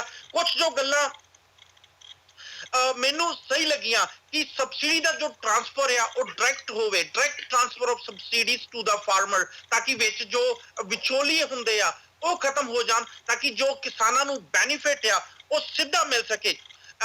ਡਾਇਵਰਸਿਫਿਕੇਸ਼ਨ ਆਫ ਐਗਰੀਕਲਚਰ ਅਸੀਂ ਸਾਰੇ ਹੀ ਜਾਣਦੇ ਆ, 2 ਫਸਲਾਂ ਪਾਉਣ ਨਾਲ ਪੰਜਾਬ ਨੂੰ ਤੇ ਕਿਸਾਨਾਂ ਨੂੰ ਤੇ ਜ਼ਮੀਨ ਨੂੰ ਕਾਫੀ ਨੁਕਸਾਨ ਹੁੰਦਾ ਵਾ। ਕਿਸਾਨਾਂ ਨੂੰ ਡਾਇਵਰਸਿਫਿਕੇਸ਼ਨ ਵਾਸਤੇ ਕੁਝ ਜੋ ਕਾਂਗਰਸ ਪਾਰਟੀ ਨੇ ਗੱਲਾਂ ਕੀਤੀਆਂ ਨੇ ਕਿ ਅੱਡ ਫਸਲਾਂ ਦੇ 20 ਤੱਕ ਫ੍ਰੀ ਦਿੱਤੇ ਜਾਣਗੇ, ਨਾਲ ਹੀ ਉਹ processing units industrial processing food units ਨੂੰ ਪੰਜਾਬ 'ਚ ਲਿਆਇਆ ਜਾਊਗਾ, ਤਾਂ ਕਿ ਕਿਸਾਨਾਂ ਨੂੰ ਉਹ ਫਸਲ ਵੇਚਣ ਵਿੱਚ ਪ੍ਰੋਬਲਮ ਨਾ ਹੋਵੇ। ਜੇ ਕੋਈ ਵੀ ਕਿਸਾਨਾਂ ਦੀ ਕੋਈ ਵੀ ਕਿਸਾਨ ਸੁਸਾਈਡ ਕਰਦਾ 10 ਲੱਖ ਰੁਪਇਆ ਜੋ ਕਿ ਕਾਂਗਰਸ ਪਾਰਟੀ ਨੇ ਇਸ ਟਾਈਮ ਫਿਕਸ ਕੀਤਾ ਵਾ, 20,000 ਪਰ ਏਕੜ 20,000 ਪਰ ਏਕੜ ਜੇ ਕਿਸੇ ਦਾ ਫਸਲ ਬਰਬਾਦ ਹੁੰਦੀ ਆ ਉਹਦੇ ਵਾਸਤੇ ਫਿਕਸ ਕੀਤਾ ਵਾ। ਨਾਲ ਹੀ ਇੱਕ ਜੋ existing Punjab cooperative society act 1961 law ਵਾ, ਜਿਹਨੂੰ ਯੂਜ਼ ਕਰਕੇ ਕੋਆਪਰੇਟਿਵ ਬੈਂਕਸ ਤੇ ਕਿਸਾਨਾਂ ਦੀ ਜ਼ਮੀਨ ਦੀ ਜਾਂ ਕਿਸਾਨਾਂ ਦੇ ਘਰ ਦੀ ਕੁਰਕੀ ਕਰਦੇ ਸੀ, ਉਹਦੇ ਉੱਤੇ ਰੋਕ ਲਾਉਣ ਦੀ, ਉਸ ਐਕਟ ਨੂੰ ਚੇਂਜ ਕਰਨ ਦੀ ਗੱਲ ਕੀਤੀ ਆ। ਪਰ ਇੱਕ ਜੋ ਕਾਂਗਰਸ ਪਾਰਟੀ ਨੇ ਸਵਾਮੀਨਾਥਨ ਕਮਿਸ਼ਨ ਦੀ ਗੱਲ ਕੀਤੀ ਆ, ਕਾਂਗਰਸ ਪਾਰਟੀ ਨੇ ਇਹ ਮੰਨਿਆ ਵਾ ਕਿ ਸਵਾਮੀਨਾਥਨ ਕਮਿਸ਼ਨ ਸਟੇਟ ਲਾਗੂ ਨਹੀਂ ਕਰ ਸਕਦਾ। ਉਹਦੇ ਵਾਸਤੇ ਕਾਂਗਰਸ ਪਾਰਟੀ ਸੈਂਟਰ ਉੱਤੇ ਜ਼ੋਰ ਪਾਊਗੀ ਕਿ ਸਵਾਮੀਨਾਥਨ ਕਮਿਸ਼ਨ ਲਾਗੂ ਕੀਤਾ ਜਾਵੇ। ਮੈਂ ਦਰਸ਼ਕਾਂ ਨੂੰ ਚੇਤਾ ਦਵਾ ਦੇਣਾ ਚਾਹੁੰਦਾ ਵਾਂ, ਆਮ ਆਦਮੀ ਪਾਰਟੀ ਦੇ ਮੈਨੀਫੈਸਟੋ ਦੇ ਵਿੱਚ ਇਹ ਗੱਲ ਤੱਕ ਕਹਿ ਦਿੱਤੀ ਗਈ ਸੀ ਕਿ ਸਵਾਮੀਨਾਥਨ ਕਮਿਸ਼ਨ ਅਸੀਂ ਲਾਗੂ ਕਰਾਂਗੇ, ਪਰ ਕਿਤੇ ਨਾ ਕਿਤੇ ਕਾਂਗਰਸ ਨੇ ਇੱਕ ਗੱਲ ਮੰਨ ਲਈ ਆ ਕਿ ਸਵਾਮੀਨਾਥਨ ਕਮਿਸ਼ਨ ਸਟੇਟ ਨਹੀਂ ਲਾਗੂ ਕਰ ਸਕਦਾ। ਉਹਦੇ ਵਾਸਤੇ ਕਾਂਗਰਸ ਪਾਰਟੀ ਸੈਂਟਰ ਉੱਤੇ ਦਬਾਅ ਬਣਾਊਗੀ। ਜੇ ਕੋਈ ਵੀ ਕਮੈਂਟ ਕਰਨਾ ਚਾਹੇ ਪਲੀਜ਼। ਬਿਲਕੁਲ ਹਰਪ੍ਰੀਤ ਜੀ, ਜਿਹੜੀ ਗੱਲ ਕੀਤੀ ਗਈ ਹੈ ਕਿ ਕਾਂਗਰਸ ਪਾਰਟੀ ਵੱਲੋਂ ਉਹ ਇੱਕ ਤਰ੍ਹਾਂ ਨਾਲ ਆਬਜੈਕਟਿਵ ਗੱਲ ਆ, ਹਵਾਈ ਗੱਲ ਨਹੀਂ ਹੈ ਕਿ ਅਸੀਂ ਆਪਣੀ ਮਨਮਾਨੀ ਦੇ ਨਾਲ ਕੋਈ ਕਮਿਸ਼ਨ ਨੂੰ ਲਾਗੂ ਕਰ ਦੇਵਾਂਗੇ, ਉਹਨੂੰ ਲਾਗੂ ਕਰਦੇ ਹੋਏ ਪੰਜਾਬ ਦੀ ਕਿਸਾਨੀ ਦਾ ਭਲਾ ਕਰ ਦੇਵਾਂਗੇ। ਉਹ ਕਮੇਟੀ ਦੀ ਜਿਹੜੀ ਰਿਪੋਰਟ ਵੀ ਆ ਉਹ ਪੂਰੇ ਦੇਸ਼ ਦੀ ਕਿਸਾਨੀ ਦੇ ਪ੍ਰਸੰਗ ਵਿੱਚ ਹੈ। ਅਗਲੀ ਗੱਲ ਜਿਹੜੀ ਇਹਦੇ ਵਿੱਚ ਬਹੁਤ ਅਹਿਮ ਜੋੜੀ ਗਈ ਹੈਗੀ ਸਰਕਾਰ ਮੈਨੀਫੈਸਟੋ ਦੇ ਵਿੱਚ ਟਰੈਕਟਰ ਲੋਕਾਂ ਨੂੰ ਹੋਰ ਮੁਹੱਈਆ ਕਰਨ ਦੀ। ਮੇਰਾ ਖਿਆਲ ਇਹ ਹੈ ਕਿ ਪੰਜਾਬ ਦੀ ਕਿਸਾਨੀ ਨੂੰ ਹੋਰ ਵਧੇਰੇ ਟਰੈਕਟਰ ਦੇਣਾ, ਹੋਰ ਵਧੇਰੇ ਕਰਜ਼ਾ ਉਹਨਾਂ ਦੇ ਸਿਰ ਦੇ ਉੱਤੇ ਚਾੜਨਾ ਸ਼ਾਇਦ ਕੋਈ ਹੱਲ ਨਹੀਂ ਹੈ ਪੰਜਾਬ ਦੀ ਕਿਸਾਨੀ ਦਾ। ਪੰਜਾਬ ਦੀ ਕਿਸਾਨੀ ਨੂੰ ਜੇ ਕੋਈ ਬਚਾਉਣਾ ਚਾਹੁੰਦਾ ਤਾਂ ਉਹਦਾ ਇੱਕੋ ਇੱਕ ਹੱਲ ਹੈ ਕਿ ਪੰਜਾਬ ਦੇ ਕਿਸਾਨਾਂ ਨੂੰ ਇੱਕ ਤਾਂ ਖੇਤੀ ਸਰਕਲ ਚੇਂਜ ਕਰਨ ਦੇ ਲਈ ਤਿਆਰ ਕੀਤਾ ਜਾਵੇ, ਉਹਨਾਂ ਨੂੰ ਉਹਨਾਂ ਚੀਜ਼ਾਂ ਦੀ ਬਜਾਈ ਵਧੇਰੇ ਕਰਨ ਦੇ ਉੱਤੇ ਜ਼ੋਰ ਦਿੱਤਾ ਜਾਵੇ ਜਿਨ੍ਹਾਂ ਦੀ ਉੱਤੇ ਨਗਦੀ ਪ੍ਰਾਪਤ ਕੀਤਾ ਜਾ ਸਕਦਾ ਔਰ ਤੁਰੰਤ ਕੀਤਾ ਜਾ ਸਕਦਾ। ਉਹਦੇ ਲਈ ਤੁਹਾਨੂੰ ਨਾਲ ਦੀ ਨਾਲ ਐਗਰੋ ਬੇਸਡ ਜਿਹੜੀ ਇੰਡਸਟਰੀ ਖੜੀ ਕਰਨੀ ਪਵੇਗੀ ਔਰ ਬਿਨਾਂ ਉਸ ਨੂੰ ਤਿਆਰ ਕੀਤੇ ਤੁਸੀਂ ਉਸ ਸਿੱਟਿਆਂ ਤੱਕ ਨਹੀਂ ਪਹੁੰਚ ਸਕਦੇ। ਅਗਲੀ ਗੱਲ ਜਿਹੜੀ ਮੈਂ ਟਰੈਕਟਰਾਂ ਦੇ ਪ੍ਰਸੰਗ ਦੇ ਵਿੱਚ ਛੇੜੀ ਸੀ ਉਹਨੂੰ ਬਹੁਤ ਅੱਧੇ ਮਿੰਟ ਦੇ ਵਿੱਚ ਕੰਪਲੀਟ ਕਰ ਦੇਣਾ ਚਾਹਾਂਗਾ ਕਿ ਜਦੋਂ ਤੁਸੀਂ ਪੰਜਾਬ ਦੀ ਸਿਚੁਏਸ਼ਨ ਦੇਖਦੇ ਹੋ, ਪੰਜਾਬ ਦਾ ਖੇਤਰਫਲ ਦੇਖਦੇ ਹੋ, ਪੰਜਾਬ ਦੀ ਪ੍ਰਤੀ ਹੈਕਟੇਅਰ ਜ਼ਮੀਨ ਦੇ ਆਧਾਰ ਦੇ ਉੱਤੇ ਟਰੈਕਟਰਾਂ ਦੀ ਗਿਣਤੀ ਕਰਦੇ ਹੋ ਤਾਂ ਸ਼ਾਇਦ ਪੰਜਾਬ ਪਹਿਲਾਂ ਹੀ ਭਾਰਤ ਦੇ ਵਿੱਚ ਨੰਬਰ 1 ਦੇਸ਼ ਹਿੱਸਾ ਬਣ ਜਾਂਦਾ ਜਿਹੜਾ ਟਰੈਕਟਰਾਂ ਦਾ ਇਸਤੇਮਾਲ ਕਰ ਰਿਹਾ। ਪੰਜਾਬ ਦੇ ਲੋਕਾਂ ਨੂੰ ਸਹਿਕਾਰੀ ਖੇਤੀ ਵੱਲ ਲਾਉਣਾ ਪਵੇਗਾ ਜੇ ਅਸੀਂ ਸੱਚਮੁੱਚ ਪੰਜਾਬ ਨੂੰ ਬਚਾਉਣਾ ਚਾਹੁੰਦੇ ਹਾਂ। ਪੰਜਾਬ ਦੇ ਕਿਸਾਨਾਂ ਨੂੰ ਇਸ ਗੱਲ ਲਈ ਤਿਆਰ ਕਰਨਾ ਪਵੇਗਾ ਕਿ ਉਹ ਰਲ ਕੇ ਖੇਤੀ ਕਰਨ, ਰਲ ਕੇ ਉਹਦਾ ਮੰਡੀਕਰਨ ਕਰਨ ਤੇ ਜਿਹੜੇ ਬੱਚੇ ਸਾਰੇ ਦੇ ਸਾਰੇ ਖੇਤਾਂ ਦੇ ਵਿੱਚ ਨਹੀਂ ਸਮਾ ਸਕਦੇ ਉਹਨਾਂ ਨੂੰ ਬਾਹਰ ਕੱਢਿਆ ਜਾ ਸਕੇ ਹੋਰਨਾਂ ਕੰਮਾਂ ਦੇ ਲਈ, ਚਾਹੇ ਉਹ ਸਵੈ ਰੁਜ਼ਗਾਰ ਦੇ ਨਾਲ ਸੰਬੰਧਿਤ ਹੋਣ, ਚਾਹੇ ਉਹ ਹੋਰ ਕਿਸੇ ਤਰੀਕੇ ਦੇ ਨਾਲ ਘਰ ਦੇ ਵਿੱਚ ਕਮਾਈ ਪੈਦਾ ਕਰਨ ਵਾਲੇ ਹੋਣ। ਜਿਹੜੇ ਲੋਕ ਸਾਂਝੇ ਖੇਤ ਦੇ ਵਿੱਚ ਕੰਮ ਕਰਨ ਉਹਨਾਂ ਦੀ ਕਮਾਈ ਦਾ ਪ੍ਰਬੰਧ ਸਾਂਝੇ ਤੌਰ ਦੇ ਉੱਤੇ ਕਿਵੇਂ ਕੀਤਾ ਜਾਵੇ, ਇਹਨਾਂ ਗੱਲਾਂ ਤੋਂ ਬਿਨਾਂ ਪੰਜਾਬ ਨੂੰ ਹੁਣ ਬਚਾਇਆ ਨਹੀਂ ਜਾ ਸਕਦਾ। ਮੇਰੀਆਂ ਗੱਲਾਂ ਕੁਝ ਲੋਕਾਂ ਨੂੰ ਬਹੁਤ ਵੱਡੀ ਸੁਪਨਸਾਜ਼ੀ ਲੱਗ ਸਕਦੀਆਂ ਨੇ ਕਿਉਂਕਿ ਪੰਜਾਬ ਦੇ ਔਰ ਪੂਰੀ ਦੁਨੀਆ ਦੇ ਕਿਸਾਨਾਂ ਦਾ ਕਰੈਕਟਰ ਆਮ ਤੌਰ ਦੇ ਉੱਤੇ ਬਹੁਤ ਅੰਤਰਮੁਖੀ ਆ। ਉਹ ਦੂਸਰੇ ਨਾਲ ਵੱਟ ਤੋਂ ਤਾਂ ਲੜ ਸਕਦਾ ਪਰ ਸਾਂਝ ਪਾ ਕੇ ਇਕੱਠੀ ਖੇਤੀ ਕਰਨ ਲਈ ਤਿਆਰ ਨਹੀਂ ਹੋ ਸਕਦਾ। ਪਰ ਜੋ ਗੱਲ ਅੱਜ ਦਿਸਦੀ ਆ, ਜੇ ਉਸ ਗੱਲ ਦਾ ਅਹਿਸਾਸ ਕਰਵਾਇਆ ਜਾਵੇ ਤਾਂ ਮੇਰਾ ਨਹੀਂ ਖਿਆਲ ਕਿ ਇਹ ਸੁਪਨਾ ਜਿਹੜਾ ਕਿਸੇ ਨੂੰ ਲੱਗ ਸਕਦਾ ਉਹ ਹਕੀਕਤ ਦੇ ਵਿੱਚ ਨਹੀਂ ਉਤਾਰਿਆ ਜਾ ਸਕਦਾ। ਅਦਰਵਾਈਜ਼ ਪੰਜਾਬ ਦੀ ਕਿਸਾਨੀ ਨੂੰ ਬਚਾਉਣਾ ਬਹੁਤ ਔਖਾ, ਕਿਉਂਕਿ ਲਗਾਤਾਰ ਵੰਡ ਦਰ ਵੰਡ ਹੋਣ ਕਰਕੇ ਲੋਕਾਂ ਦੇ ਕੋਲ ਜ਼ਮੀਨ ਇੰਨੀ ਸੀਮਤ ਹੱਦ ਤੱਕ ਚਲੀ ਗਈ ਹੈ ਕਿ ਟਰੈਕਟਰ ਦੇ ਨਾਲ ਖੇਤੀ ਹਰ ਕਿਸੇ ਲਈ ਸੰਭਵ ਹੀ ਨਹੀਂ। ਉਹ ਟਰੈਕਟਰ ਦੇ ਨਾਲ ਜੇ ਖੇਤੀ ਕਰਨੀ ਵੀ ਚਾਹੇਗਾ, ਬਲਦਾਂ ਝੋਟਿਆਂ ਦੀ ਖੇਤੀ ਜੇ ਕੋਈ ਛੱਡਣੀ ਵੀ ਚਾਹੇਗਾ ਤੇ ਉਹਦੇ ਕੋਲ ਇੱਕੋ ਇੱਕ ਆਪਸ਼ਨ ਆ ਕਿ ਉਹ ਦੂਸਰੇ ਕੋਲੋਂ ਟਰੈਕਟਰ ਜਿਹੜਾ ਉਹ ਕਿਰਾਇਆ ਦੇ ਕੇ ਵਹਾਈ ਕਰਾ ਲਵੇ, ਹੋਰ ਕੋਈ ਤੁਹਾਡੇ ਕੋਲੇ ਆਪਸ਼ਨ ਨਹੀਂ ਹੈ। ਇਸ ਕਰਕੇ ਵਾਧੂ ਟਰੈਕਟਰ ਦੇਣ ਦੀ ਗੱਲ ਸੋਚਣਾ ਇੱਕ ਤਰ੍ਹਾਂ ਦੀ ਪੰਜਾਬ ਦੇ ਖੇਤੀ ਖੇਤਰ ਦੇ ਵਿੱਚ ਹਕੀਕਤ ਤੋਂ ਕਾਫੀ ਦੂਰ ਦੀ ਗੱਲ ਹੈ, ਕਿਉਂਕਿ ਜਦੋਂ ਪੰਜਾਬ ਦੀ ਕਿਸਾਨੀ ਕੋਲੇ ਮਾਲਕੀ ਹੀ ਬਹੁਤ ਸੀਮਤ ਹੁੰਦੀ ਜਾ ਰਹੀ, ਉਹਨੇ ਟਰੈਕਟਰ ਇਸਤੇਮਾਲ ਕਿੱਥੇ ਕਰਨਾ। ਇਹ ਗੱਲ ਮੈਨੂੰ ਨਹੀਂ ਸਮਝ ਲੱਗੀ ਕਿ ਮਨਪ੍ਰੀਤ ਸਿੰਘ ਬਾਦਲ ਜਿਹੜੇ ਬਹੁਤ ਸਿਆਣੇ ਨੇ ਔਰ ਦਾਅਵਾ ਕਰਦੇ ਨੇ ਕਿ ਉਹਨਾਂ ਨੂੰ ਪੰਜਾਬ ਦੀ ਨਬਜ਼ ਦੇ ਉੱਤੇ ਉਹਨਾਂ ਦਾ ਹੱਥ ਆ, ਉਹ ਕਿਵੇਂ ਟਰੈਕਟਰ ਹੋਰ ਦੇਣ ਦਾ ਵਾਅਦਾ ਮੈਨੀਫੈਸਟੋ ਦੇ ਵਿੱਚ ਕਰ ਰਹੇ ਨੇ। ਆਪਣੇ ਆਪ ਦੇ ਵਿੱਚ ਇੱਕ ਦਿਲਚਸਪ ਵਾਅਦਾ ਹੈ। ਯੂਥ ਨੂੰ ਪੰਜਾਬ ਕਾਂਗਰਸ ਨੇ 1 ਲੱਖ ਟਰੈਕਟਰ ਪਰ ਸਾਲ ਸਬਸਿਡੀ ਤੇ ਦੇਣ ਦੀ ਗੱਲ ਕੀਤੀ ਹੈ, ਜੋ ਵੀ ਉਹ ਟਰੈਕਟਰ ਲੈਂਦਾ ਵਾ 5 ਸਾਲ ਦੇ ਦੌਰਾਨ ਉਹ ਕਰਜ਼ਾ ਲਾ ਸਕਦਾ ਵਾ। ਹਾਂ, ਥੋੜੀ ਜੀ ਮੈਂ VIP ਕਲਚਰ ਦੀ ਗੱਲ ਜ਼ਰੂਰ ਕਰੂੰਗਾ। ਇੱਕ ਜਦੋਂ ਬਦਲਦੀ ਹੋਈ ਇੰਡੀਆ ਦੀ ਪੋਲਿਟਿਕਸ, ਜੋ ਥੋੜੀ ਜਿਹੀ ਅਸੀਂ ਨਿਗਾਹ ਮਾਰਦੇ ਹਾਂ ਪਿਛਲੇ 3-4 ਸਾਲ ਦੇ ਵਿੱਚ, ਤੇ ਇੰਡੀਅਨ ਰਾਜਨੀਤੀ ਵਿੱਚ ਕਾਫੀ ਬਦਲਾਵ ਆ ਗਿਆ ਵਾ। ਤੁਸੀਂ ਸਾਰੇ ਵੀ ਇਹ ਸ਼ਾਇਦ ਨੋਟ ਕਰ ਰਹੇ ਹੋਗੇ ਕਿ ਕਰਪਸ਼ਨ ਜਾਂ VIP ਕਲਚਰ ਨੂੰ ਖਤਮ ਕਰਨ ਦੀਆਂ ਗੱਲਾਂ ਕੀਤੀਆਂ ਜਾ ਰਹੀਆਂ ਨੇ, ਜੋ ਕਿ ਇੱਕ ਬੜਾ ਹੀ ਵਧੀਆ ਸਾਈਨ ਆ। ਸ਼ਾਇਦ ਇਹ ਚੇਂਜਸ ਛੇਤੀ ਤੇ ਨਾ ਆ ਪਾਉਣ, ਪਰ ਜੇ ਪਾਰਟੀਆਂ ਅੱਜ ਮੈਨੀਫੈਸਟੋ ਦੇ ਵਿੱਚ ਜਾਂ ਇਹ ਚੀਜ਼ਾਂ ਸੋਚਣ ਤੇ ਮਜਬੂਰ ਨੇ, ਤੇ ਇਹ ਗੱਲ ਤੇ ਪੱਕਾ ਵਾ ਕਿ ਕਿਤੇ ਨਾ ਕਿਤੇ ਇੰਡੀਅਨ ਸਿਟੀਜ਼ਨਸ ਜਾਂ ਮੀਡੀਆ ਇਸ ਚੀਜ਼ ਦਾ ਅਵੇਅਰ ਆ, ਤੇ ਜਦੋਂ ਲੀਡਰਾਂ ਨੂੰ ਸਵਾਲ ਪੁੱਛਦਾ ਵਾ ਤੇ ਕਿਤੇ ਨਾ ਕਿਤੇ ਲੀਡਰ ਉਹ ਘੇਰੇ ਚ ਆ ਕੇ ਆਪਣੇ ਮੈਨੀਫੈਸਟੋ 'ਚ ਗੱਲਾਂ ਪਾਉਣ ਲੱਗ ਗਏ ਨੇ। ਤੇ ਹੋਪਫੁਲੀ ਅੱਜ ਤੋਂ ਸ਼ਾਇਦ ਕਈ ਸਾਲਾਂ ਬਾਅਦ, ਮੈਨੂੰ ਨਹੀਂ ਪਤਾ 50 ਸਾਲ ਬਾਅਦ ਜਾਂ ਕਿੰਨੇ ਸਾਲਾਂ ਬਾਅਦ, ਸ਼ਾਇਦ ਇਹ ਚੇਂਜਸ ਸਾਨੂੰ ਵੇਖਣ ਨੂੰ ਜ਼ਰੂਰ ਮਿਲਣਗੀਆਂ। VIP ਕਲਚਰ ਦੀ ਜੇ ਗੱਲ ਕਰੀਏ ਤੇ ਕਾਂਗਰਸ ਪਾਰਟੀ ਆਪਣੇ ਮੈਨੀਫੈਸਟੋ ਦਾਅਵਾ ਕਰਦੀ ਹੈ ਕਿ ਲਾਲ ਬੱਤੀ ਕਲਚਰ ਅਸੀਂ ਖਤਮ ਕਰਾਂਗੇ, ਤੇ ਨਾਲ ਹੀ ਜੋ ਸਿਕਿਉਰਿਟੀ ਮਿਨਿਸਟਰਾਂ ਨੂੰ ਦਿੱਤੀ ਜਾਂਦੀ ਆ 90% ਸਿਕਿਉਰਿਟੀ ਵਿੱਚ ਕੱਟ ਕਰਾਂਗੇ। ਮੈਂ ਦਰਸ਼ਕਾਂ ਨੂੰ ਇਹ ਵੀ ਦੱਸਦਾ ਕਿ ਕਾਂਗਰਸ ਪਾਰਟੀ ਇਹ ਵੀ ਦਾਅਵਾ ਕਰਦੀ ਆ ਕਿ ਕਾਫੀ ਜ਼ਿਆਦਾ ਵੱਡਾ ਬਜਟ VIP ਦੀ ਸਿਕਿਉਰਿਟੀ ਉੱਤੇ ਖਰਚ ਕੀਤਾ ਜਾਂਦਾ ਹੈ, ਤੇ ਉਹਨੂੰ ਕੱਟ ਕਰਕੇ ਉਹਦਾ ਇਸਤੇਮਾਲ ਜੌਬ ਜਨਰੇਸ਼ਨ ਜਾਂ ਦੂਜੇ ਕੰਮ ਵਾਸਤੇ ਕੀਤਾ ਜਾ ਸਕਦਾ ਵਾ। 2 ਸਾਲ ਦਾ ਬੈਨ ਹੋਊਗਾ ਕੋਈ ਵੀ MLA ਦਾ ਫੋਰਨ ਟ੍ਰਿਪ। ਫਿਰ ਤੋਂ ਦੱਸਦਾ, 2 ਸਾਲ ਦਾ ਬੈਨ ਹੋਊਗਾ ਕੋਈ ਵੀ MLA ਦਾ ਫੋਰਨ ਟ੍ਰਿਪ। ਸੈਲਰੀਜ਼, ਅਲਾਉੈਂਸ ਤੇ ਰੀਇੰਬਰਸਮੈਂਟ, MLAs ਦੇ ਖਰਚੇ ਪਾਣੀ ਦਾ ਹਿਸਾਬ ਕਿਤਾਬ ਕਾਂਗਰਸ ਪਾਰਟੀ ਵੈਬਸਾਈਟ ਤੇ ਪਾਉਣ ਦੀਆਂ ਗੱਲਾਂ ਕਰਦੀ ਆ। ਜੇ ਮੇਰਾ ਕੋਈ ਵੀ ਸਾਥੀ ਕਮੈਂਟ ਕਰਨਾ ਚਾਹੇ।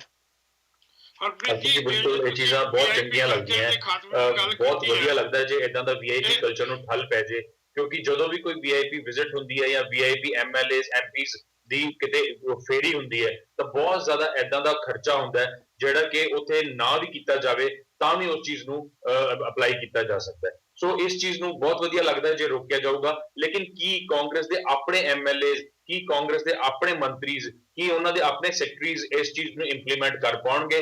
ਮੈਨੂੰ ਬਹੁਤ ਮੁਸ਼ਕਿਲ ਲੱਗਦਾ, ਕਿਉਂਕਿ ਪਿਛੋਕੜ ਦੇਖੀਏ, ਪਿਛਲੀ ਹਿਸਟਰੀ ਦੇਖੀਏ ਤਾਂ ਇਦਾਂ ਦੀਆਂ ਗੱਲਾਂ ਪਹਿਲਾਂ ਵੀ ਜਦੋਂ 2007 ਤੋਂ ਪਹਿਲਾਂ ਕਾਂਗਰਸ ਸੀਗੀ ਉਦੋਂ ਵੀ ਇਹ ਗੱਲਾਂ ਥੋੜ੍ਹੀਆਂ ਜਿਹੀਆਂ ਉੱਠੀਆਂ ਸੀਗੀਆਂ, ਲੇਕਿਨ ਉਹ ਬਾਅਦ ਦੇ ਵਿੱਚ ਕਿੱਥੇ ਚਲੇ ਗਈਆਂ ਕਿਤੇ ਨਹੀਂ ਦਿਸਦਾ। ਹਾਂ, ਇੰਨਾ ਜ਼ਰੂਰ ਮੈਂ ਕਹੂੰਗਾ ਕਿ ਮੈਂ ਇਹਨਾਂ ਨੂੰ ਵਧੀਆ ਗੱਲ ਹੈ ਕਿ ਇਸ ਚੀਜ਼ ਨੂੰ ਐਨਾਲਾਈਜ਼ ਕੀਤਾ ਉਹਨਾਂ ਨੇ ਕਿ ਕਿੰਨਾ ਖਰਚਾ ਉੱਥੇ ਲੱਗਦਾ ਹੈ ਔਰ ਉਸ ਖਰਚੇ ਨੂੰ ਕਿੱਥੇ ਅਸੀਂ ਯੂਟਿਲਾਈਜ਼ ਕਰ ਸਕਦੇ ਹਾਂ। ਔਰ ਮੈਂ ਹੋਪ ਕਰਦਾ ਕਿ ਅਗਰ ਇਹ, ਜਿਵੇਂ ਸ਼ਬਦੀਪ ਜੀ ਨੇ ਕਿਹਾ ਕਿ ਸਰਕਾਰ ਅੱਵਲ ਦਾ ਬਹੁਤ ਘੱਟ ਚਾਂਸਸ ਹੈ, ਲੇਕਿਨ ਅਗਰ ਆ ਜਾਂਦੀ ਹੈ, ਅਗਰ ਇਸ ਚੀਜ਼ ਨੂੰ ਇੰਪਲੀਮੈਂਟ ਕਰ ਦਿੰਦੀ ਹੈ ਤਾਂ ਸ਼ਾਇਦ ਉਸ ਪੈਸੇ ਤੋਂ ਜਿਹੜਾ ਕਿ ਹੋਰ ਤਰ੍ਹਾਂ ਦਾ ਵਿਕਾਸ ਹੈ ਸਟੱਡੀ ਦੇ ਉੱਪਰ ਜਾਂ ਹੋਰ ਇਦਾਂ ਦੇ ਕੁਝ ਡਿਵੈਲਪਮੈਂਟ ਪਾਲਿਸੀਜ਼ ਹੈਗੀਆਂ ਜਿਨ੍ਹਾਂ ਤੇ ਲਗਾਇਆ ਜਾ ਸਕਦਾ ਹੈ। ਕਿਉਂਕਿ VIP ਕਲਚਰ ਨੂੰ ਖਤਮ ਕਰਕੇ ਆਈ ਥਿੰਕ ਅਸੀਂ ਬਹੁਤ ਸਾਰਾ ਇਹੋ ਜਿਹਾ ਪੈਸਾ ਬਚਾ ਲਾਂਗੇ ਜਿਹੜਾ ਕਿ ਬਿਲਕੁਲ ਹੀ ਵੇਸਟ ਹੋ ਜਾਂਦਾ ਹੈ। ਔਰ ਆਈ ਥਿੰਕ ਉਹਨਾਂ MLAs ਨੂੰ, ਉਹਨਾਂ ਮੰਤਰੀਜ਼ ਨੂੰ ਇੰਨੀ ਕੁ ਲੋੜ ਨਹੀਂ ਹੁੰਦੀ ਕਿ ਜਿੰਨਾ ਕਿ ਉਹਨਾਂ ਦੇ ਨਾਲ ਹਜੂਮ ਚੱਲ ਰਿਹਾ ਹੁੰਦਾ ਹੈ। ਸੋ ਬਿਲਕੁਲ ਸਹੀ ਹੈ, ਜੇ ਇਹ ਚੀਜ਼ ਇੰਪਲੀਮੈਂਟ ਹੋ ਜੇ ਤਾਂ ਆਈ ਥਿੰਕ ਉਹ ਵਾਲਾ ਪੈਸਾ ਸਾਨੂੰ ਕਿਤੇ ਵਧੀਆ ਜਗ੍ਹਾ ਤੇ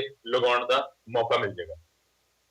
ਮੈਂ ਦਰਸ਼ਕਾਂ ਨੂੰ ਇਹ ਵੀ ਦੱਸਦਾ ਕਿ ਜੇ ਅਸੀਂ ਆਮ ਆਦਮੀ ਪਾਰਟੀ ਦੀ ਗੱਲ ਕਰੀਏ ਇਦਾਂ ਦੀ ਕੁਝ ਗੱਲਾਂ ਕਰਕੇ ਆਮ ਆਦਮੀ ਪਾਰਟੀ ਸਿਆਸਤ ਵਿੱਚ ਦਿੱਲੀ ਵਿੱਚ ਆਈ ਸੀ ਤੇ ਜੇ ਅੱਜ ਦੀ ਡੇਟ ਦੇ ਵਿੱਚ ਆਮ ਆਦਮੀ ਪਾਰਟੀ ਦਾ ਕੋਈ ਵੀ ਲੀਡਰ ਦਾ ਚਾਹੇ ਅਰਵਿੰਦ ਕੇਜਰੀਵਾਲ ਹੋਣ ਚਾਹੇ ਉਹਨਾਂ ਦੇ ਡਿਪਟੀ ਸੀਐਮ ਹੋਣ ਚਾਹੇ ਦੂਜੇ ਮਿਨਿਸਟਰ ਹੋਣ ਉਹਦਾ ਕਾਫਿਲਾ ਵੇਖਿਆ ਜਾਵੇ ਤੇ ਤੁਹਾਡੀਆਂ ਜਿੰਨੀਆਂ ਗਲਤਫਹਿਮੀਆਂ ਆਮ ਆਦਮੀ ਪਾਰਟੀ ਵਾਸਤੇ ਬਣੀਆਂ ਹੋਈਆਂ ਨੇ ਉਹ ਸ਼ਾਇਦ ਸਾਰੀਆਂ ਦੂਰ ਹੋ ਜਾਣਗੀਆਂ।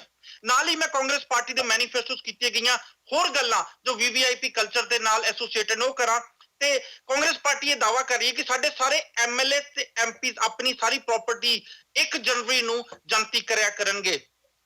ਕੋਈ ਵੀ ਇਨੋਗ੍ਰੇਸ਼ਨ ਜਾਂ ਕੋਈ ਵੀ ਉਦਘਾਟਨ ਕੋਈ ਵੀ ਸਾਡਾ ਐਮਐਲਏ ਜਾਂ ਮਿਨਿਸਟਰ ਨਹੀਂ ਕਰੂਗਾ। ਪ੍ਰੈਜ਼ੀਡੈਂਟ ਵਾਈਸ ਪ੍ਰੈਜ਼ੀਡੈਂਟ ਲੋਕ ਸਭਾ ਦਾ ਸਪੀਕਰ ਜਾਂ ਫਿਰ ਵਿਧਾਨ ਸਭਾ ਦਾ ਸਪੀਕਰ ਕੋਲ ਇਹ ਕੰਮ ਕਰਾਏ ਜਾਣਗੇ, ਉਦਘਾਟਨ ਵਾਸਤੇ ਬੁਲਾਇਆ ਜਾਊਗਾ। ਕੋਈ ਸਟੇਟ ਬੈਂਕਟ ਜਾਂ ਡਿਨਰ ਦਾ ਇੰਤਜ਼ਾਮ ਨਹੀਂ ਕੀਤਾ ਜਾਊਗਾ। ਜੋ ਸਭ ਤੋਂ ਮਹੱਤਵਪੂਰਨ ਗੱਲ ਖਾਸ ਕਰਕੇ ਦੇ ਵਿੱਚ ਕਹੀ ਗਈ ਆ ਕਿ ਸੀਐਮ ਹੈਲੀਕਾਪਟਰ ਦਾ ਪੰਜਾਬ ਦਾ ਹੋਣ ਵਾਲਾ ਜੇ ਕਾਂਗਰਸ ਪਾਰਟੀ ਇਲੈਕਸ਼ਨ ਜਿੱਤਦੀ ਆ ਪੰਜਾਬ ਦਾ ਸੀਐਮ ਹੈਲੀਕਾਪਟਰ ਦਾ ਇਸਤੇਮਾਲ ਨਹੀਂ ਕਰੂਗਾ ਉਦੋਂ ਤੱਕ ਜਦੋਂ ਤੱਕ ਪੰਜਾਬ ਦਾ ਕਰਜ਼ਾ ਨਹੀਂ ਉਤਰ ਜਾਂਦਾ। ਦਰਸ਼ਕਾਂ ਨੂੰ ਮੈਂ ਤੇ ਦੱਸ ਦੇਣਾ ਚਾਹੁੰਦਾ ਵਾਂ 1,30,000 ਕਰੋੜ 1,30,000 ਕਰੋੜ ਅੱਜ ਦੀ ਡੇਟ ਤੇ ਪੰਜਾਬ ਤੇ ਕਰਜ਼ਾ ਵਾ ਤੇ ਕਾਂਗਰਸ ਪਾਰਟੀ ਦੇ ਮੈਨੀਫੈਸਟੋ ਵਿੱਚ ਇੱਕ ਗੱਲ ਆਖੀ ਜਾ ਰਹੀ ਆ ਕਿ ਸੀਐਮ ਹੈਲੀਕਾਪਟਰ ਦਾ ਇਸਤੇਮਾਲ ਨਹੀਂ ਕਰੂਗਾ। ਦਰਸ਼ਕਾਂ ਨੂੰ ਇਹ ਵੀ ਮੈਂ ਯਾਦ ਦਵਾਦਾ ਕਿਤੇ ਨਾ ਕਿਤੇ ਅਮਰਿੰਦਰ ਸਿੰਘ ਜੀ ਉੱਤੇ ਇਲਜ਼ਾਮ ਲੱਗਦੇ ਰਹੇ ਸੀ ਕਿ ਜ਼ਮੀਨ ਤੇ ਪੈਰ ਹੀ ਨਹੀਂ ਰੱਖਦੇ ਸੀ, ਜਿੱਥੇ ਵੀ ਜਾਣਾ ਹੁੰਦਾ ਸੀ ਹੈਲੀਕਾਪਟਰ ਤੇ ਜਾਂਦੇ ਸੀ। ਹਰਪ੍ਰੀਤ ਜੀ ਇਹ ਗੱਲਾਂ ਬਿਲਕੁਲ ਸਹੀ ਨੇ ਔਰ ਇਦਾਂ ਹੋਣੀਆਂ ਵੀ ਚਾਹੀਦੀਆਂ ਨੇ, ਪਰ ਦੇਖਣ ਵਾਲੀ ਗੱਲ ਹੈ ਕਿ ਪ੍ਰੈਕਟੀਕਲੀ ਇਹ ਕੁਝ ਹੋ ਵੀ ਰਿਹਾ। ਮੈਂ ਮਿਸਾਲ ਕਾਂਗਰਸ ਦੀ ਦੇ ਰਿਹਾ ਪਰ ਇਹ ਚੀਜ਼ਾਂ ਸਾਰੀਆਂ ਪਾਰਟੀਆਂ ਕਰ ਰਹੀਆਂ ਜਿਹੜੀ ਦੀ ਮਿਸਾਲ ਦੇ ਰਿਹਾ। ਅੱਜ ਪੰਜਾਬ ਦੀ ਮੇਨ ਲੀਡਰਸ਼ਿਪ ਜਿਹੜੀ ਹੈਗੀ ਦਿੱਲੀ ਬੈਠੀ ਆ 5 ਸਟਾਰ ਜ਼ਿੰਦਗੀ ਉੱਥੇ ਬੈਠੀ ਜਿਹੜੇ ਦਿਨਾਂ ਵਿੱਚ ਉਹ ਲਿਸਟਾਂ ਪ੍ਰਪੇਅਰ ਕਰਨ ਨੂੰ ਇਹੋ ਜਿਹੇ ਕੰਮਾਂ ਨੂੰ ਉਹ ਵੇਟ ਕਰ ਰਹੀ ਆ। ਕਿਆ ਉਹ ਜਿਹੜਾ ਖਰਚਾ ਉਹਨਾਂ ਦੀ ਪਾਰਟੀ ਫੰਡ ਚੋਂ ਹੁੰਦਾ ਹੋਏਗਾ, ਪਰ ਜੇ ਉੱਥੇ ਸਿੰਪਲ ਰਹਿਣਾ ਹੋਵੇ ਔਰ ਜੇ ਇਸ ਤਰ੍ਹਾਂ ਪੈਸਾ ਪਾਰਟੀ ਫੰਡਾਂ ਦਾ ਵੀ ਬਰਬਾਦ ਨਾ ਕੀਤਾ ਜਾਵੇ, ਕਿਉਂਕਿ ਸਿੰਪਲਿਸਿਟੀ ਇਹ ਨਹੀਂ ਹੋ ਸਕਦੀ ਹੈਗੀ ਕਿ ਸਰਕਾਰ 'ਚ ਆਉਣ ਤੋਂ ਬਾਅਦ ਹੀ ਹੋਏਗੀ। ਜੇ ਸਿੰਪਲਿਸਿਟੀ ਦੀ ਗੱਲ ਹੋਵੇ ਤਾਂ ਉੱਥੇ 5 ਸਟਾਰ ਲਾਈਫ ਦਿੱਲੀ 'ਚ ਬੈਠ ਕੇ ਜਿਉਣੀ ਨਹੀਂ ਚਾਹੀਦੀ, ਕਿਉਂਕਿ ਜੇ ਪਾਰਟੀ ਫੰਡ 'ਚ ਵੀ ਹੋਇਆ, ਜੇ ਤੁਸੀਂ ਪਾਰਟੀ ਫੰਡ ਦੇ ਪੈਸੇ ਨੂੰ ਵੀ ਸੇਵ ਕਰੋਗੇ ਤਾਂ ਤੁਹਾਨੂੰ ਅਮੀਰ ਲੋਕਾਂ ਅੱਗੇ ਲੇਲੜੀਆਂ ਨਹੀਂ ਕੱਢਣੀਆਂ ਪੈਣਗੀਆਂ ਪਾਰਟੀ ਫੰਡ ਵਾਸਤੇ, ਔਰ ਫਿਰ ਜਿਹੜਾ ਮੋਟਾ ਪਾਰਟੀ ਫੰਡ ਦਿੰਦੇ ਆ ਉਹਨਾਂ ਦੇ ਨਜਾਇਜ਼ ਕੰਮ ਨਹੀਂ ਕਰਨੇ ਪੈਣਗੇ। ਸੋ ਜੇ ਵਾਕਈ ਇਸ ਤਰ੍ਹਾਂ ਦਾ ਕਰਨ ਦਾ ਉਹਨਾਂ ਦਾ ਮਿਸਾਲ ਹੈ ਤਾਂ ਉਹਨਾਂ ਨੂੰ ਇਲੈਕਸ਼ਨ ਤੋਂ ਪਹਿਲਾਂ ਹੀ ਆਪਣੀ ਜ਼ਿੰਦਗੀ ਦੇ ਵਿੱਚ ਸਿੰਪਲਿਸਿਟੀ ਲਿਆਉਣੀ ਚਾਹੀਦੀ ਹੈ ਆਪਣੇ ਰਹਿਣ ਸਹਿਣ 'ਚ, ਤਾਂ ਕਿ ਜਿਹੜਾ ਫੰਡਾਂ ਦੇ ਪੈਸੇ ਉਹ ਵੀ ਬਰਬਾਦ ਨਾ ਹੋਣ ਤੇ ਫਿਰ ਉਹ ਫੰਡਾਂ ਵਾਸਤੇ ਅਮੀਰ ਆਦਮੀਆਂ ਦੇ ਅੱਗੇ ਆਪਣੇ ਕਾਨੂੰਨ ਬਣਾਉਣ ਵੇਲੇ ਝੁਕਣਾ ਨਾ ਪਵੇ। ਸੋ ਇਸੇ ਤਰ੍ਹਾਂ ਹੀ ਤੁਸੀਂ ਇੱਕ ਪਹਿਲਾਂ ਗੱਲ ਕੀਤੀ ਸੀ ਕਿ ਕਾਂਗਰਸ ਪਾਰਟੀ, ਔਰ ਇਹ ਸਾਰੀਆਂ ਪਾਰਟੀਆਂ ਤੇ ਲਾਗੂ ਹੁੰਦੀ ਹੈ ਗੱਲ, ਕਿ ਕਾਂਗਰਸ ਪਾਰਟੀ ਨਸ਼ਿਆਂ ਬਾਰੇ ਜਾਗਰੂਕ ਕਰੇਗੀ। ਜੇ ਉਹ ਵਾਕਈ ਜਾਗਰੂਕ ਕਰਨ ਦੀ ਹੈ ਕਿ ਪਾਰਟੀ ਲੈਵਲ ਤੇ ਉਹਨਾਂ ਨੇ ਹੁਣ ਤੱਕ ਕੋਈ ਸੈਮੀਨਾਰ ਕੀਤੇ ਨੇ ਪਿੰਡਾਂ ਦੇ ਵਿੱਚ ਜਾ ਕੇ, ਜਿੱਥੇ ਉਹਨਾਂ ਨੇ ਨਸ਼ਿਆਂ ਤੋਂ ਅਗੇਂਸਟ ਲੋਕਾਂ ਨੂੰ ਨੌਜਵਾਨਾਂ ਨੂੰ ਜਾਗਰੂਕ ਕੀਤਾ ਜਾਵੇ। ਮੈਨੂੰ ਨਹੀਂ ਸਮਝ ਆਉਂਦੀ ਕਿ ਸਾਰੀਆਂ ਪਾਰਟੀਆਂ ਇਹ ਕਹਿੰਦੀਆਂ ਨੇ ਅਸੀਂ ਸਾਰੇ ਚੰਗੇ ਕੰਮ ਕਰਾਂਗੇ, ਪਰ ਕਰਾਂਗੇ ਤਾਂ ਜੇ ਤੁਸੀਂ ਸਾਡੀ ਸਰਕਾਰ ਬਣਾ ਦੋਗੇ।